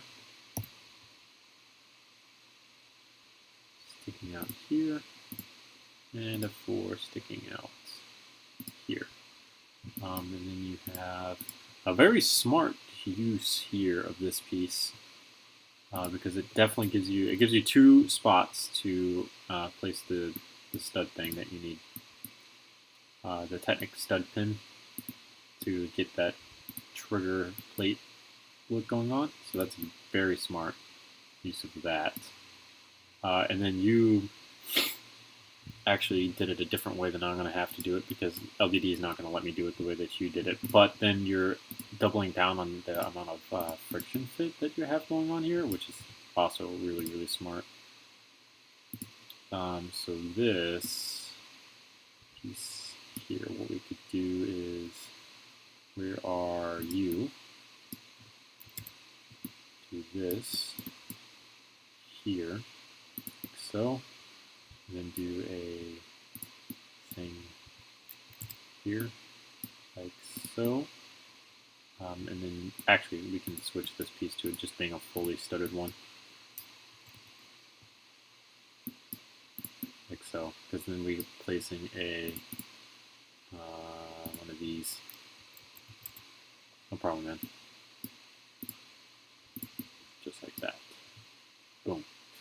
Alright, so then on the front portion here, you have this. Scoot on over just to here. It's nice and accurate. followed by this 3 that sticks up right here. Oh, snap. That's really perfect of a fit, to be completely honest. Like, a lot better of a fit than I thought there was going to be. Alright, so then I can go back to themes, scroll down. Nice. So the rubber band portion was really kind of what I was concerned about. So what you did there was honestly a really simple mechanism. So this clicked into there, and then just because I feel like it, we could just take and put a 3 across here, like so, just because we can, and then a 2. Me personally, let's just do a 3 because it's contained inside of here, so it's not going to slide around anywhere.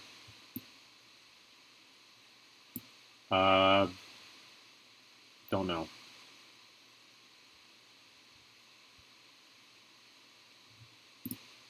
And then around here, we're going to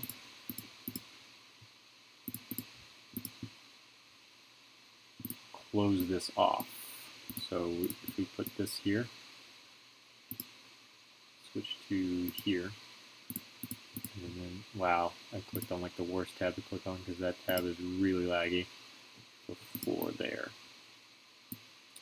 Put a 3 here, 3 here, and a 3 here. That should give us everything that we need right there. Well, we can leave that the way it is. So then we just need to come through and clean this back up.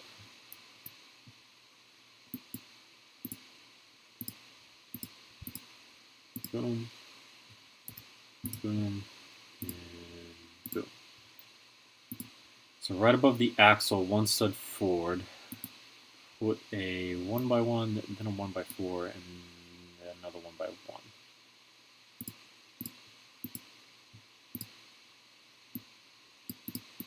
I think right above the axle. I think we got it in. I think that should do what we needed to do. Also, really smart internal mechanism for this rubber band system. It's really good. So the sad part is I don't think we're going to be able to... Yeah, you were talking about like enclosing this.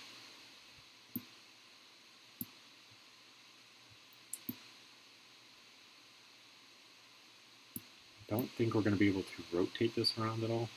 It's really sad. We should be okay.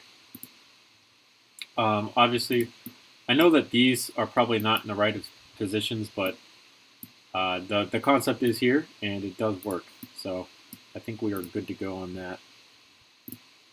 Private messages. The red is a 1x1, and the 2 on top are,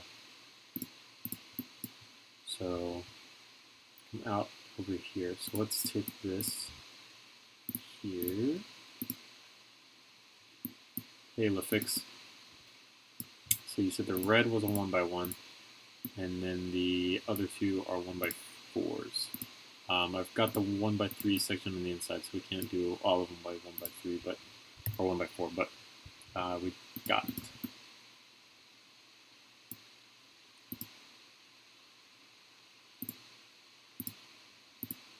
Boom. That should be that. We can go through and colorize this to a black, and that will be that.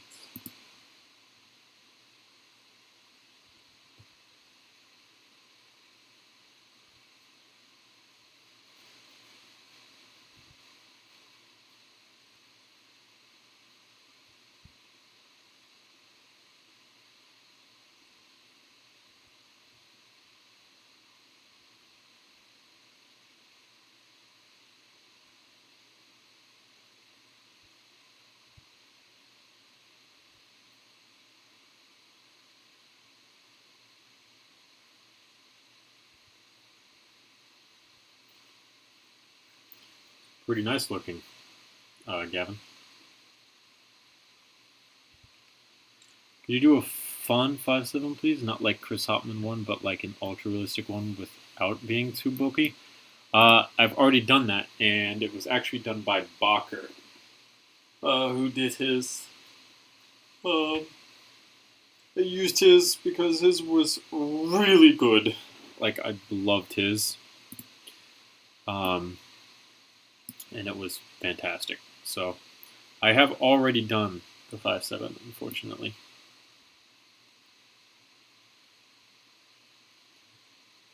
Can we... Let's look this up real quick. Can the Furiosa stock accept magazines? No detachable box magazine compatible version of the Works chassis is available with natural walnut or gray color of the wood. The stock fixed, but it can be quickly detached for... Oh, the Firearm blog has a write-up on this. Fantastic. That's good because I love the Firearm blog.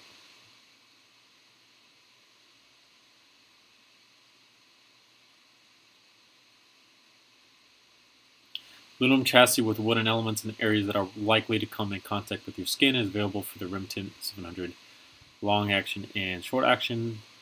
Sawyer 100 barreled actions. BDL actions are those with hinged magazine floor plates. Currently, there's no detachable box magazine compatible version. That's not a big deal, though.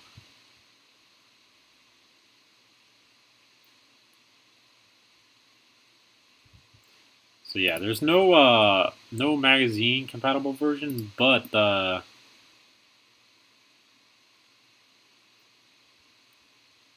we could change that.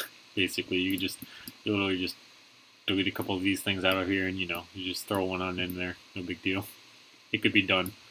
Used to say. I love Bwawker, but I'm not too sure how he did the connection with the handle and slide. I don't really remember, and I also don't want to open it on stream because I don't have his permission to show off his mechanisms.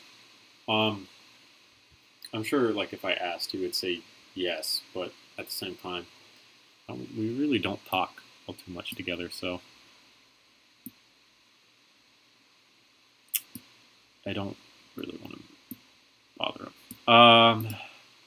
So yeah, what am I doing?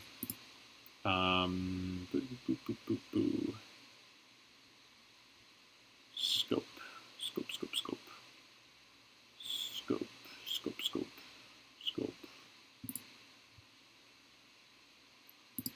Think. Yeah. Then I'm going to use a different scope.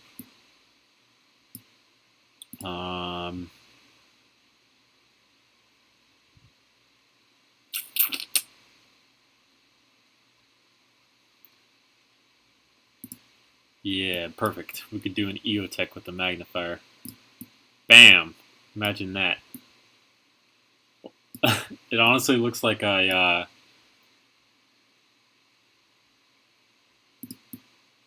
no, I haven't. It honestly looks like one of those Olympic target rifles. I thought I had well, not that one. Let's just grab the one that we used on the R700 real quick from Plaque.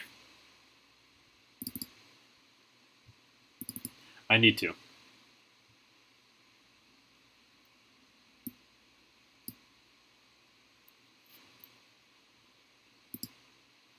So this should... How do I have that as a group, and why do I have that as a group? Oh, because it came off of the older one. I see. So we can just grab this and pull it right on off, and then take and delete all of that out. And then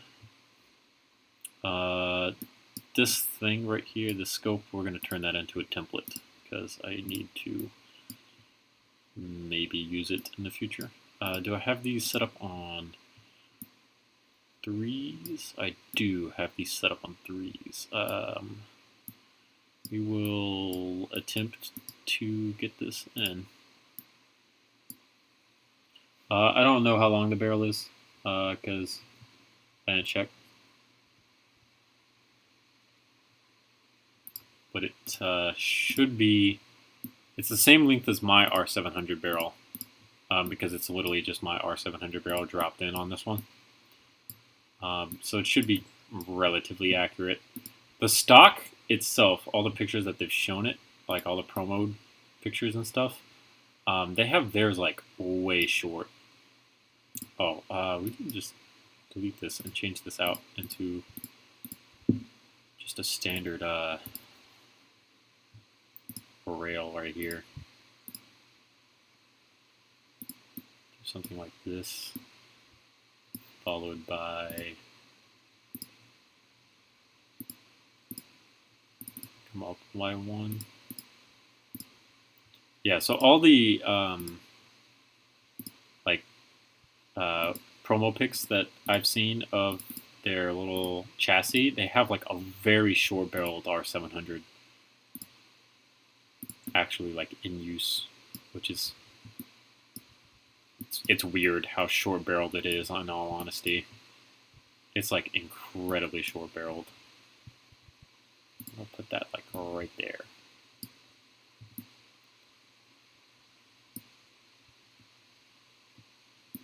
So I don't like how tall that is. So we could technically drop this down by like 2 studs, I think, is what we'll end up dropping this down by.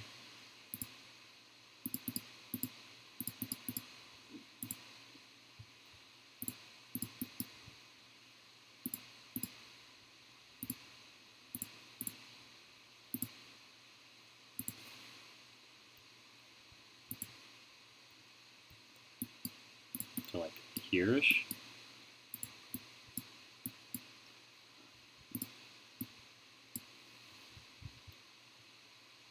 Yeah, I really don't know all too much, to be honest with you, about this.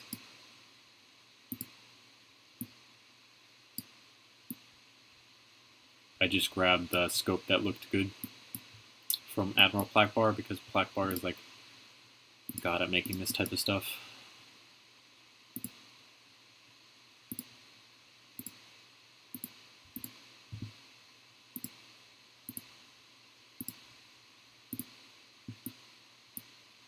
Sunagard? It sounds familiar. If I look up an image of it, I probably... I'm not going to look up an image of it on stream, just in case. Because this has happened before.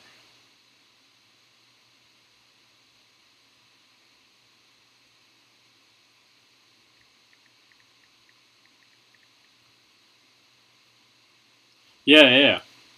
I was actually thinking about making this because it's like a super simple design. Because I have thought about making it before. Because I did see it on Forgotten Weapons. Love Forgotten Weapons. Forgotten Weapons is like one of my favorite things to watch. Just because of how like interesting some of these gun designs really are. And there are some designs on there that even though their like function isn't like, you know, entirely accurate, their like form is just so good looking. Boom. So this is a fantastic looking R700.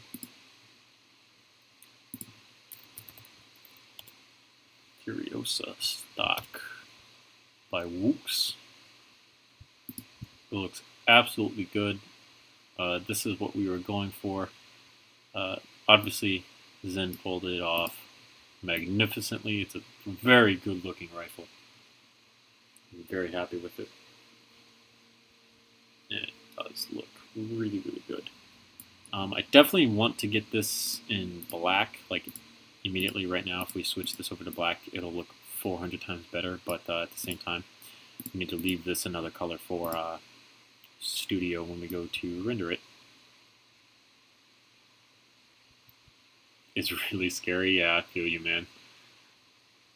Bwawker Zip 22 is godly. Really not into the Zip 22, but I can understand why you would say that. Forgotten Weapons is like... I love Forgotten Weapons. That like so. And then boom, we have a R700. Yeah, that makes wood stocks for dozens of brands, which is, I don't know, this one particular stock really came to me because of what's their channel name called?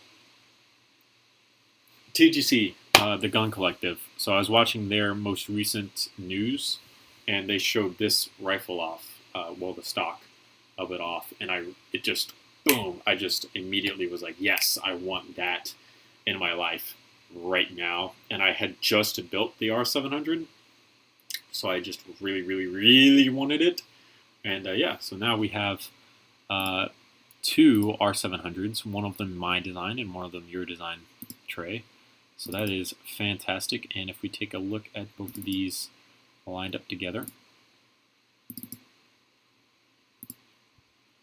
you can see that they're basically the same size.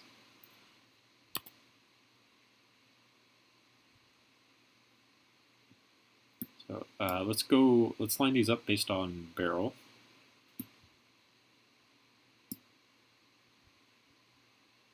Should be,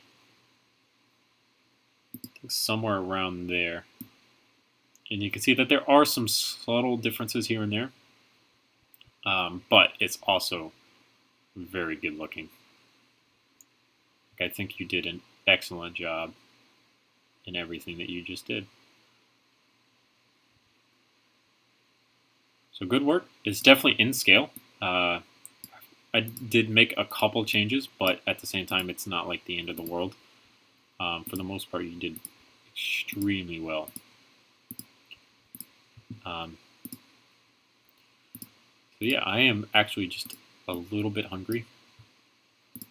And I would like to eat some snack. My girlfriend should be home sometime soon. But for now,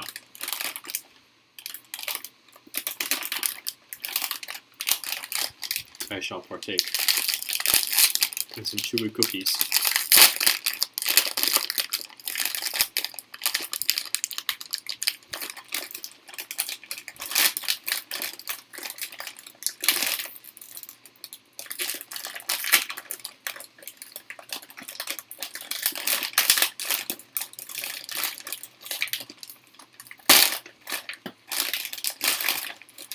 Yes.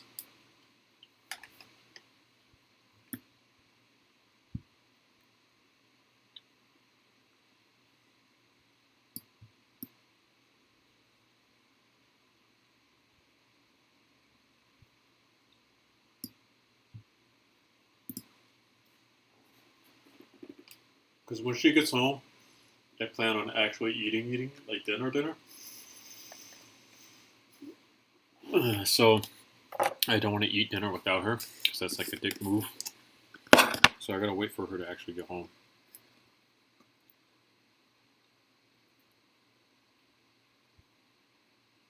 Crap. Fell apart.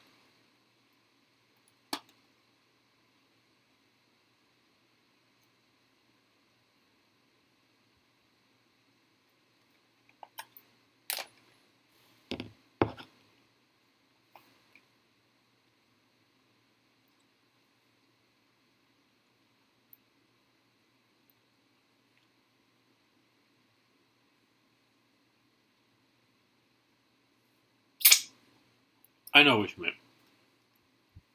But I was still going to try to make a conversation of it. Oh yeah, it's a beautiful gun. Zen did a fantastic job designing it.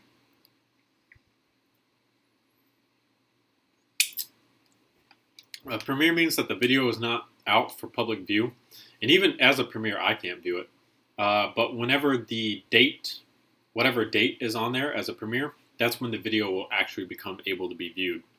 So you can see all the guns that I have for 2020 lined up, and you can set reminders for that video to come out. So if there are guns that you're not particularly interested in that I've made, you can just completely ignore those. But if there's guns that you really, really want to see the video for when they come out, you can go ahead and set a reminder for that particular video so that it pops up for you as a notification on your phone or whatever you're using.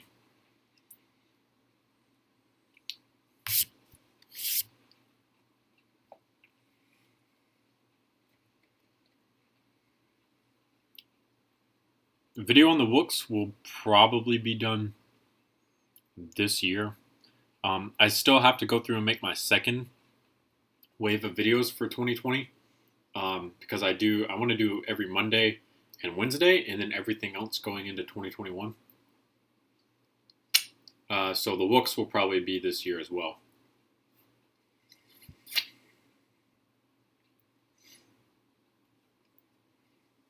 I'm probably not going to give you the 5.7 handle connection. I'm good.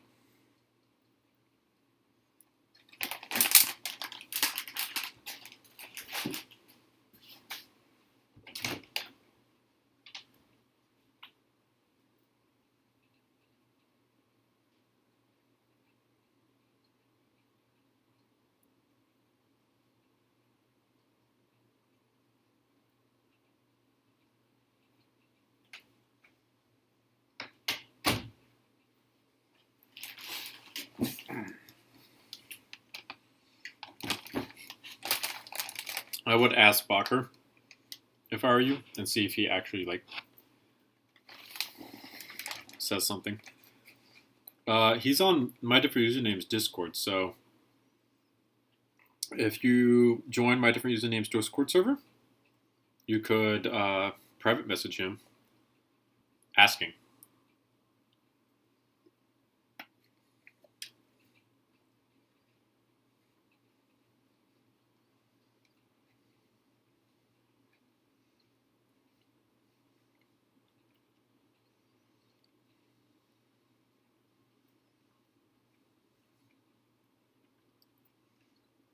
.5.7 overall, even the Ruger 5.7 is a very difficult build, man.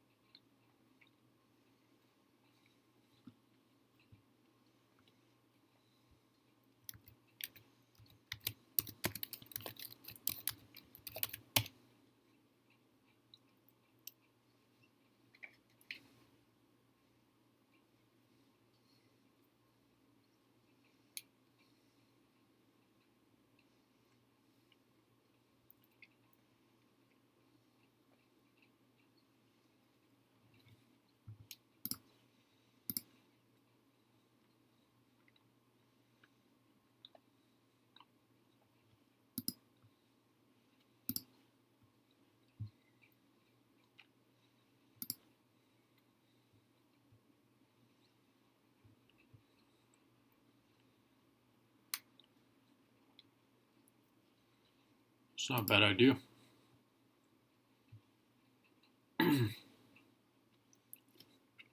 Zen, do you know how to do the invite thing? I don't know how to do the invite thing. Let me see if I can do it. I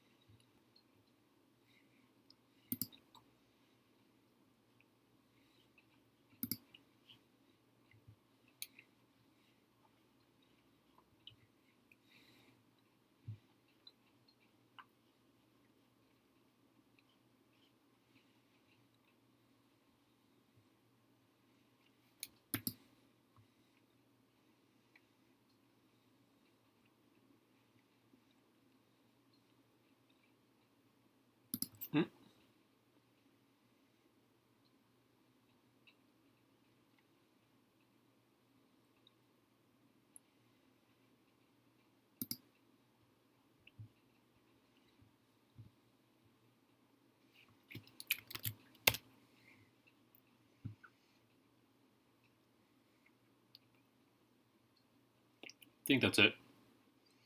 Something like that. But that should get you in.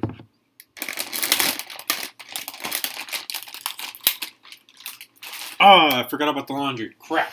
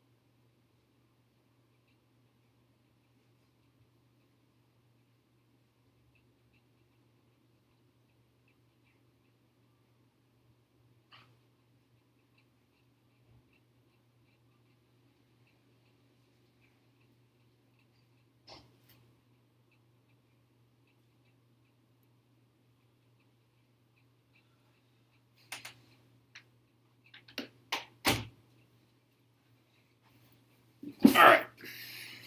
That should be good. So this now done. Damn it.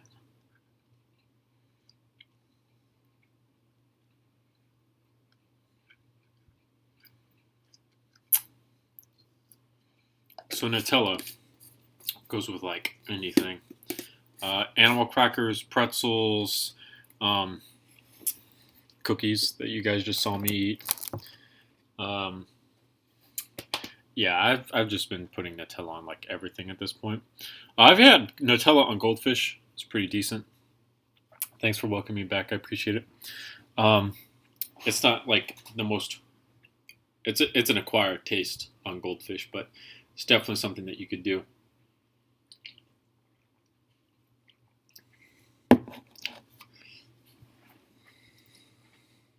You finished your 9x39 AK. Nice. Sounds good. So now we can find something else to do. Damn, Iron Sights on top of it. Oh yeah, you modified that that Iron Sight for your FAL, dude. Yeah, I said it before you even here, man.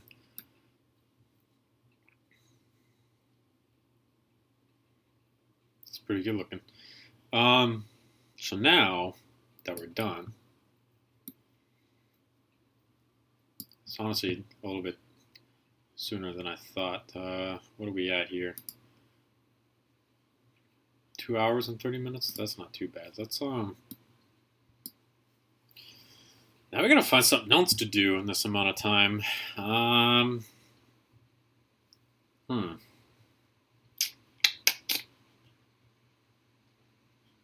Let's close out of Discord because we don't need that anymore.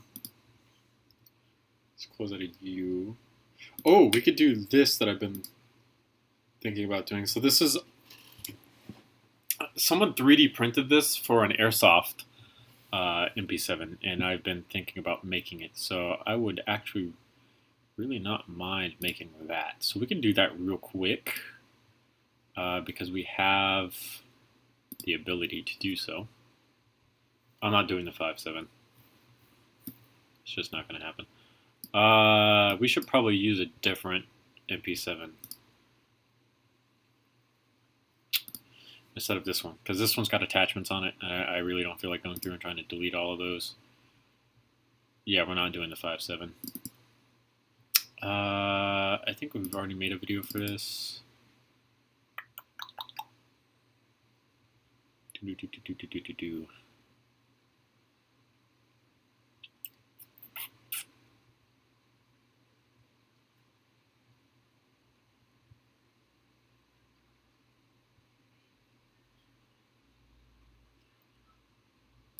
Let's do this, followed by this one. It should have, yeah, all right, boom, perfect. That's got the folding grip on it, which is something that we need.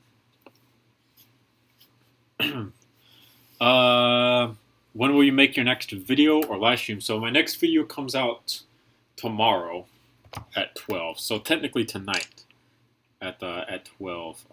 Let's see what it is. So just a real easy way. Go to my channel and go to playlist. Click on the 2020 Lego gun models and scroll down until you see Premiere. So the next thing coming out is my CZ75 from Rainbow Six Siege. That's what's coming out tomorrow. Next to live stream, whenever I feel like it. Sometimes I live stream on the weekdays, sometimes I don't. Like I said, it just depends on whenever I feel like it. What am I making? Next live stream, it just depends on whatever I'm in the mood to make. Like, obviously now, Zin was really kind enough to show me his wonderful Furiosa chassis for the R700. So I was able to make that.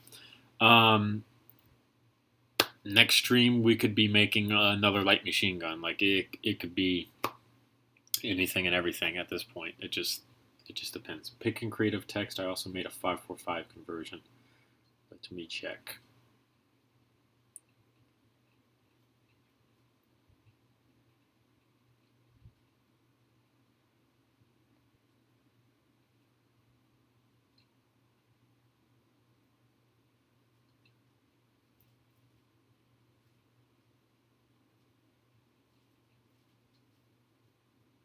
Damn, Gavin.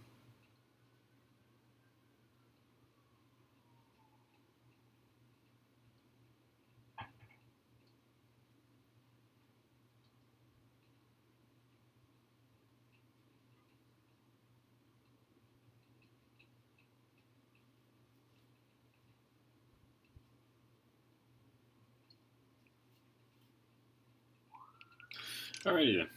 That's pretty good looking, Gavin. Might watch, love your stuff, and keep up your amazing work. Hey, no problem, King Shark.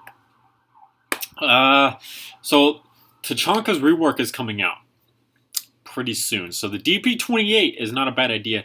I also have to make all the guns from Rainbow Six Siege. I'm still on the GIGN operators. I still haven't gone back and modified my MP5. That's the last gun I need for my GIGN operators, and then I'll be done. I need to make the MLI, MP5 MLI, and then that will be it for my Rainbow Six Siege operators from the GIGN side of the game. So I've got their shotgun, I've got their pistols, I've got their DMRs, I've got most of their SMGs other than the MP5 MLI. After that, that's it.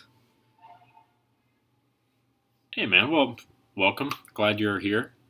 We are coming in off the R700 chassis. We finished it. We've got it where we need it. I still got a little bit of time. So now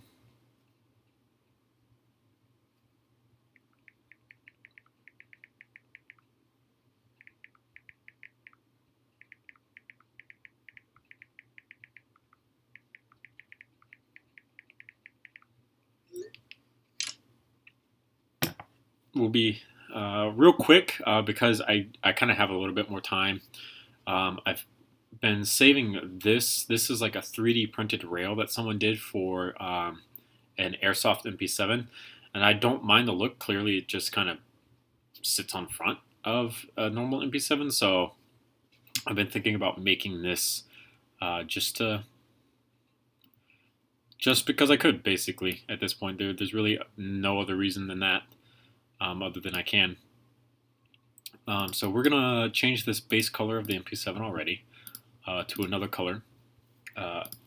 Bright. That's not going to happen. That's a terrifying color. The lilac is not a bad color, and then what I'm thinking is for the little bit of rail extension out here on the front, doing the like a bright green, maybe. We'll see how it goes. We might end up changing this, but it might work out well for all I know. We will see as we go. So right off the bat, what we need to do is get some pieces upside down. If we have the pieces upside down, this will be a little bit easier of a task coming in. So it's going to be really easy to flip pieces upside down. For those of you who don't know, you literally just do this, or there's another method that you could use as well that involves some other wonderful stuff, but this is the way that I tend to do it. We're going to move this up by one stud here to make life easier on us. So move this up, put a 4 here, like so, and then we can close on this gap right here perfectly. So you just take and place this here and place this here.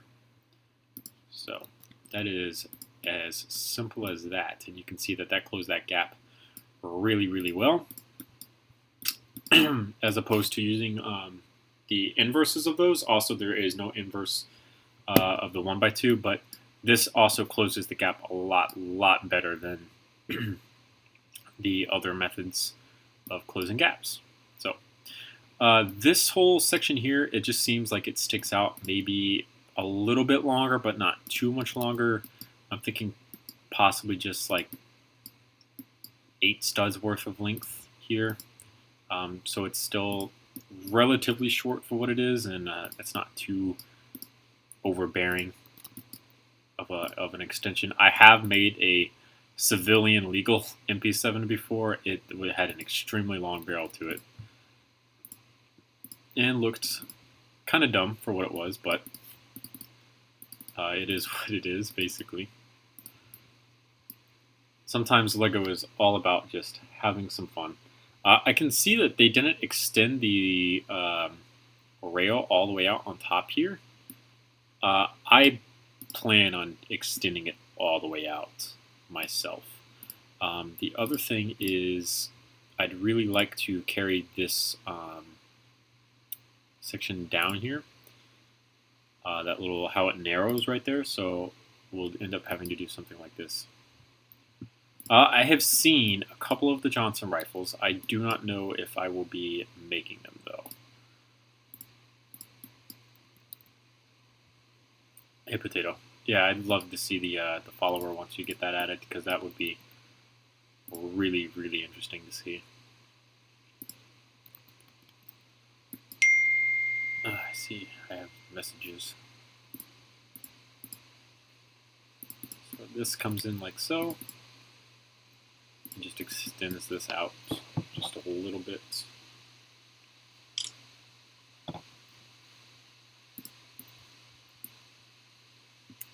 And I'm not going to try to make this too complicated. The only thing that I want to do is actually going to be on the front muzzle end. I believe, from the looks of the picture, that they have a muzzle standoff device on this. I will be adding that, because it'll give a more aggressive look. And we should be able to, because we can do something along the lines of that. We're going to also extend this barrel out. Somewhere right in here is fine. You don't have to get like too overly complicated with this. And then do something like that. No. I did tell you that I bought corn dogs, so that's all I was going to eat for dinner, really. I wasn't really going to, you know, overly invest in dinner tonight. I also knew the last time we had corn dogs, you really didn't get to eat any, so I wanted to turn it into a dinner night, so this time we actually got to eat some, you know? Just saying.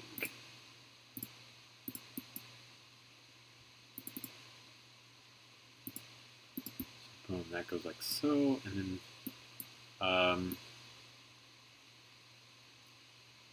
more drink.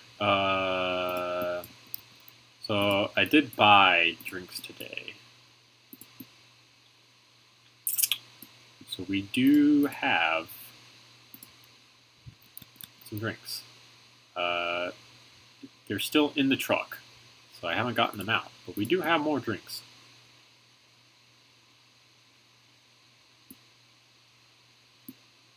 Almost got it right.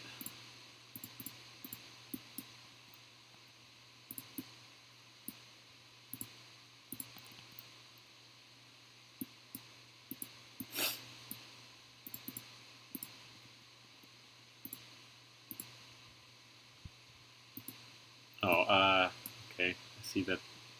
I see the errors of my ways now.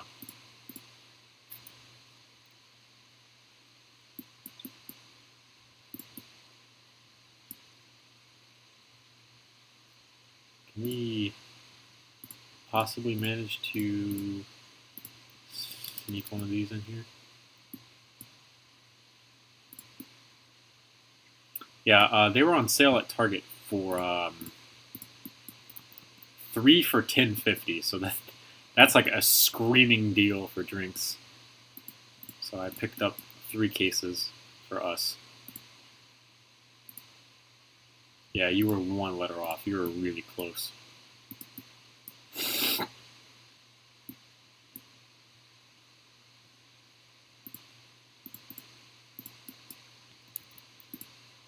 alright, man.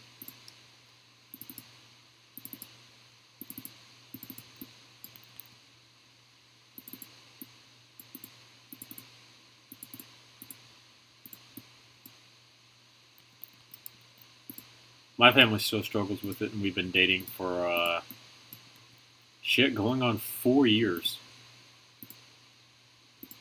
Damn, it's been a long time.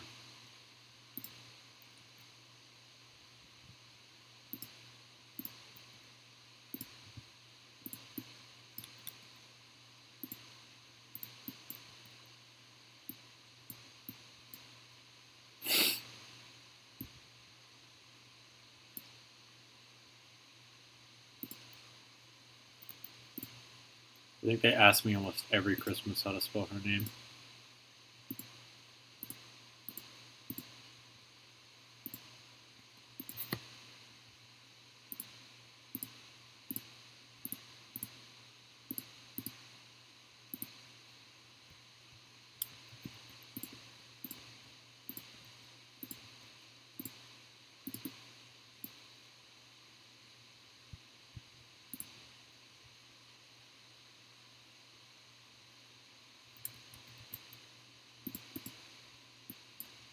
Damn, even your family can't? I didn't know that.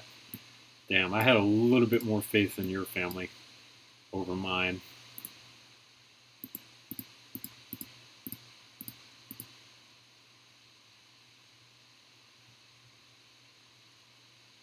Jesus. That's a little embarrassing.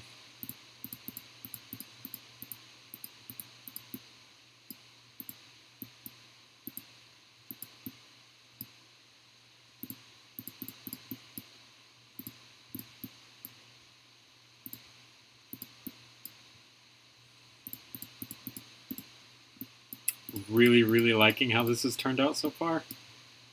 It's definitely a little bit more sci-fi than anything else I've made. And then this little bit right here, what I was thinking about doing is taking this piece and bringing it down. I see. Okay, well we can actually fix that by changing this piece. So we do this, and then we use this piece here, and that will do what we need it to do right there.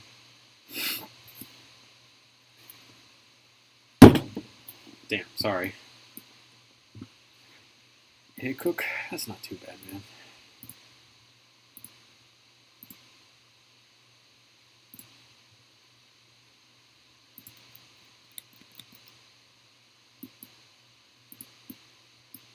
So then we can add the standoff version.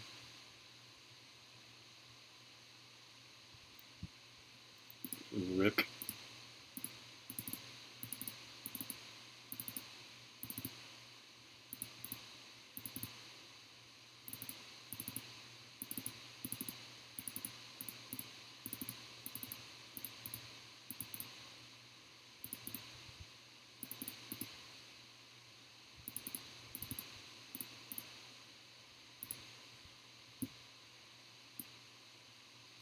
I do want to give this just a little bit of a slope to it. Let's just do something like that.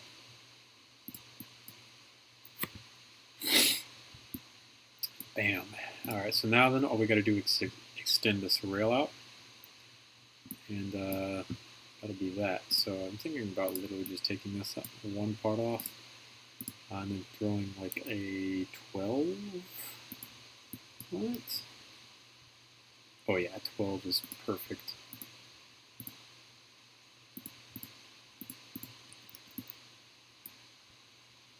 It uses a spring which isn't Lego brand, but oh well. It's alright though. I mean, shit, a working follower is already a lot better than I can do, man.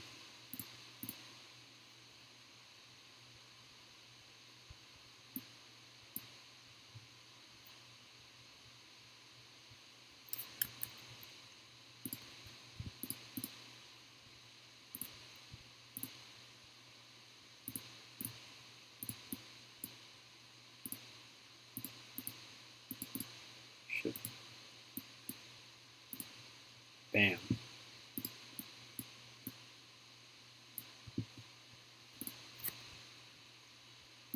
Now we have a elongated front end of this Mp7 right here. Oh, that might explain why things are being a little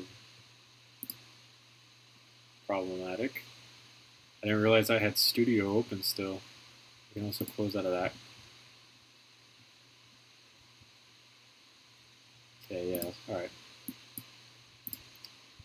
Alright, so file, save as, desktop, Mp7 A1, airsoft extension, just so we know what this is.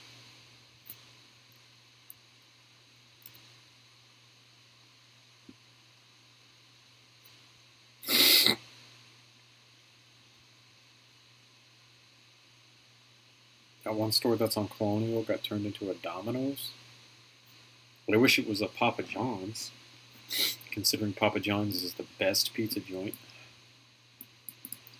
Domino's obviously being a very close second. And then Pizza Hut being just straight trash. Pizza Hut is the worst of the three. Fight me, I am not wrong.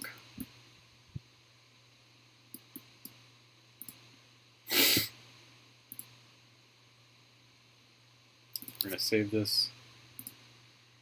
And then I made some really good Mp7 Iron Sights that we can grab from the other file real quick.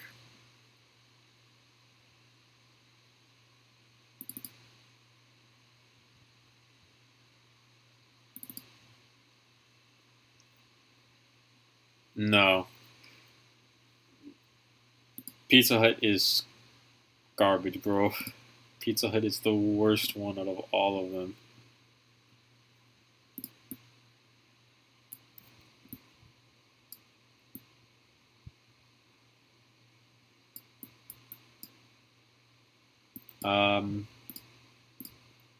Domino's is worse than Little Caesars. I think Little Caesars is in like a completely different market. I think they are like just as cheap as pizza can get. I love Little Caesars, don't get me wrong, but I think like if you're comparing things, it's got to be apples to apples, oranges to oranges. Little Caesars is more like a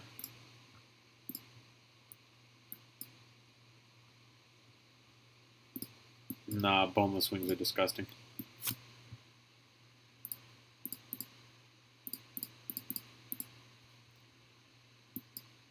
So like Little Caesars is in its own place, its own category, right?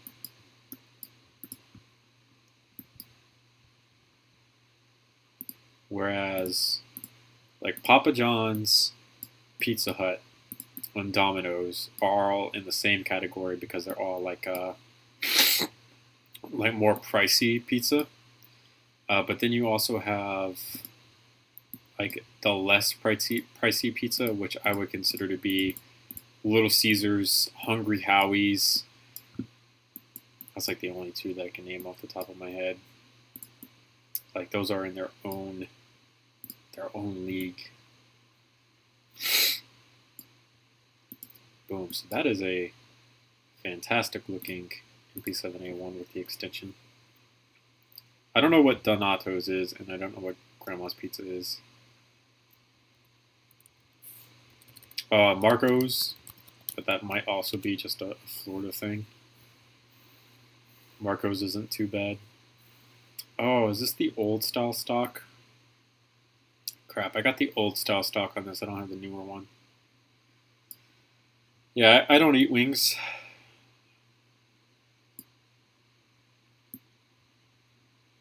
Wings are gross.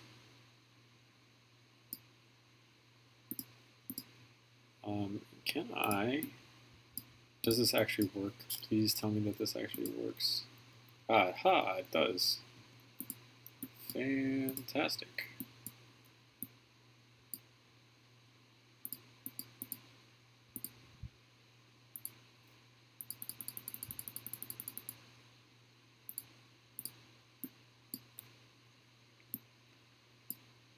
Marco's isn't too bad.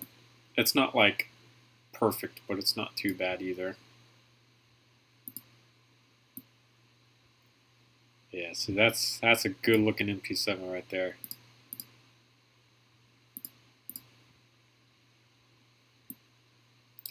Surprisingly, it's not a bad color scheme either. It's definitely gonna pop, at least to say. So I'm really happy with that as an Mp7. Let's add something to it.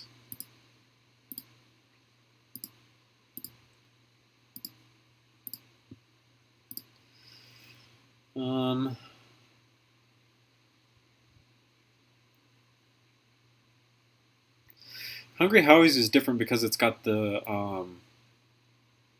flavored bread crusts, and a lot of those are pretty good from what I can tell.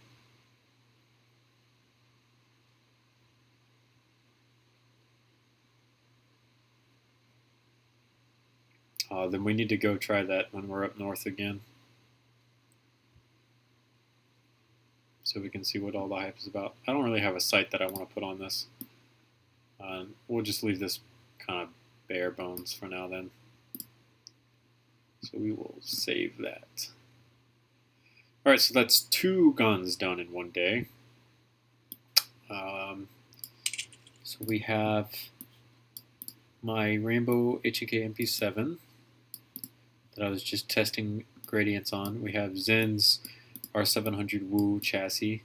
And then we have that Mp7 that we just did here. So now, what else can we do? Yeah. Gotta find something else to do.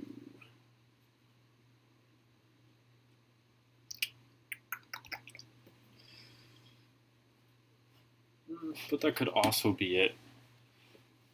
Because I need to do some like dishes. I need to clean up the room just a little bit. I've already started laundry. So that's started. So we might have to just go ahead and end. Because if we end now, I could get renders out. And then I could work on the website later tonight because I want to get the website updated just a little bit. So I think this is a good stopping point. So thank you guys so much for watching, coming out, and seeing. There's quite a few new faces around that I saw. And I really appreciate that. There was also a lot of people actually here, 6 concurrent viewers, and at one point I saw that we had 7. So we're definitely we're getting better and better as we go on. So thank you guys so much for watching. Remember, comment, and subscribe for more videos similar to this one. I'll see you guys later in another YouTube video another time.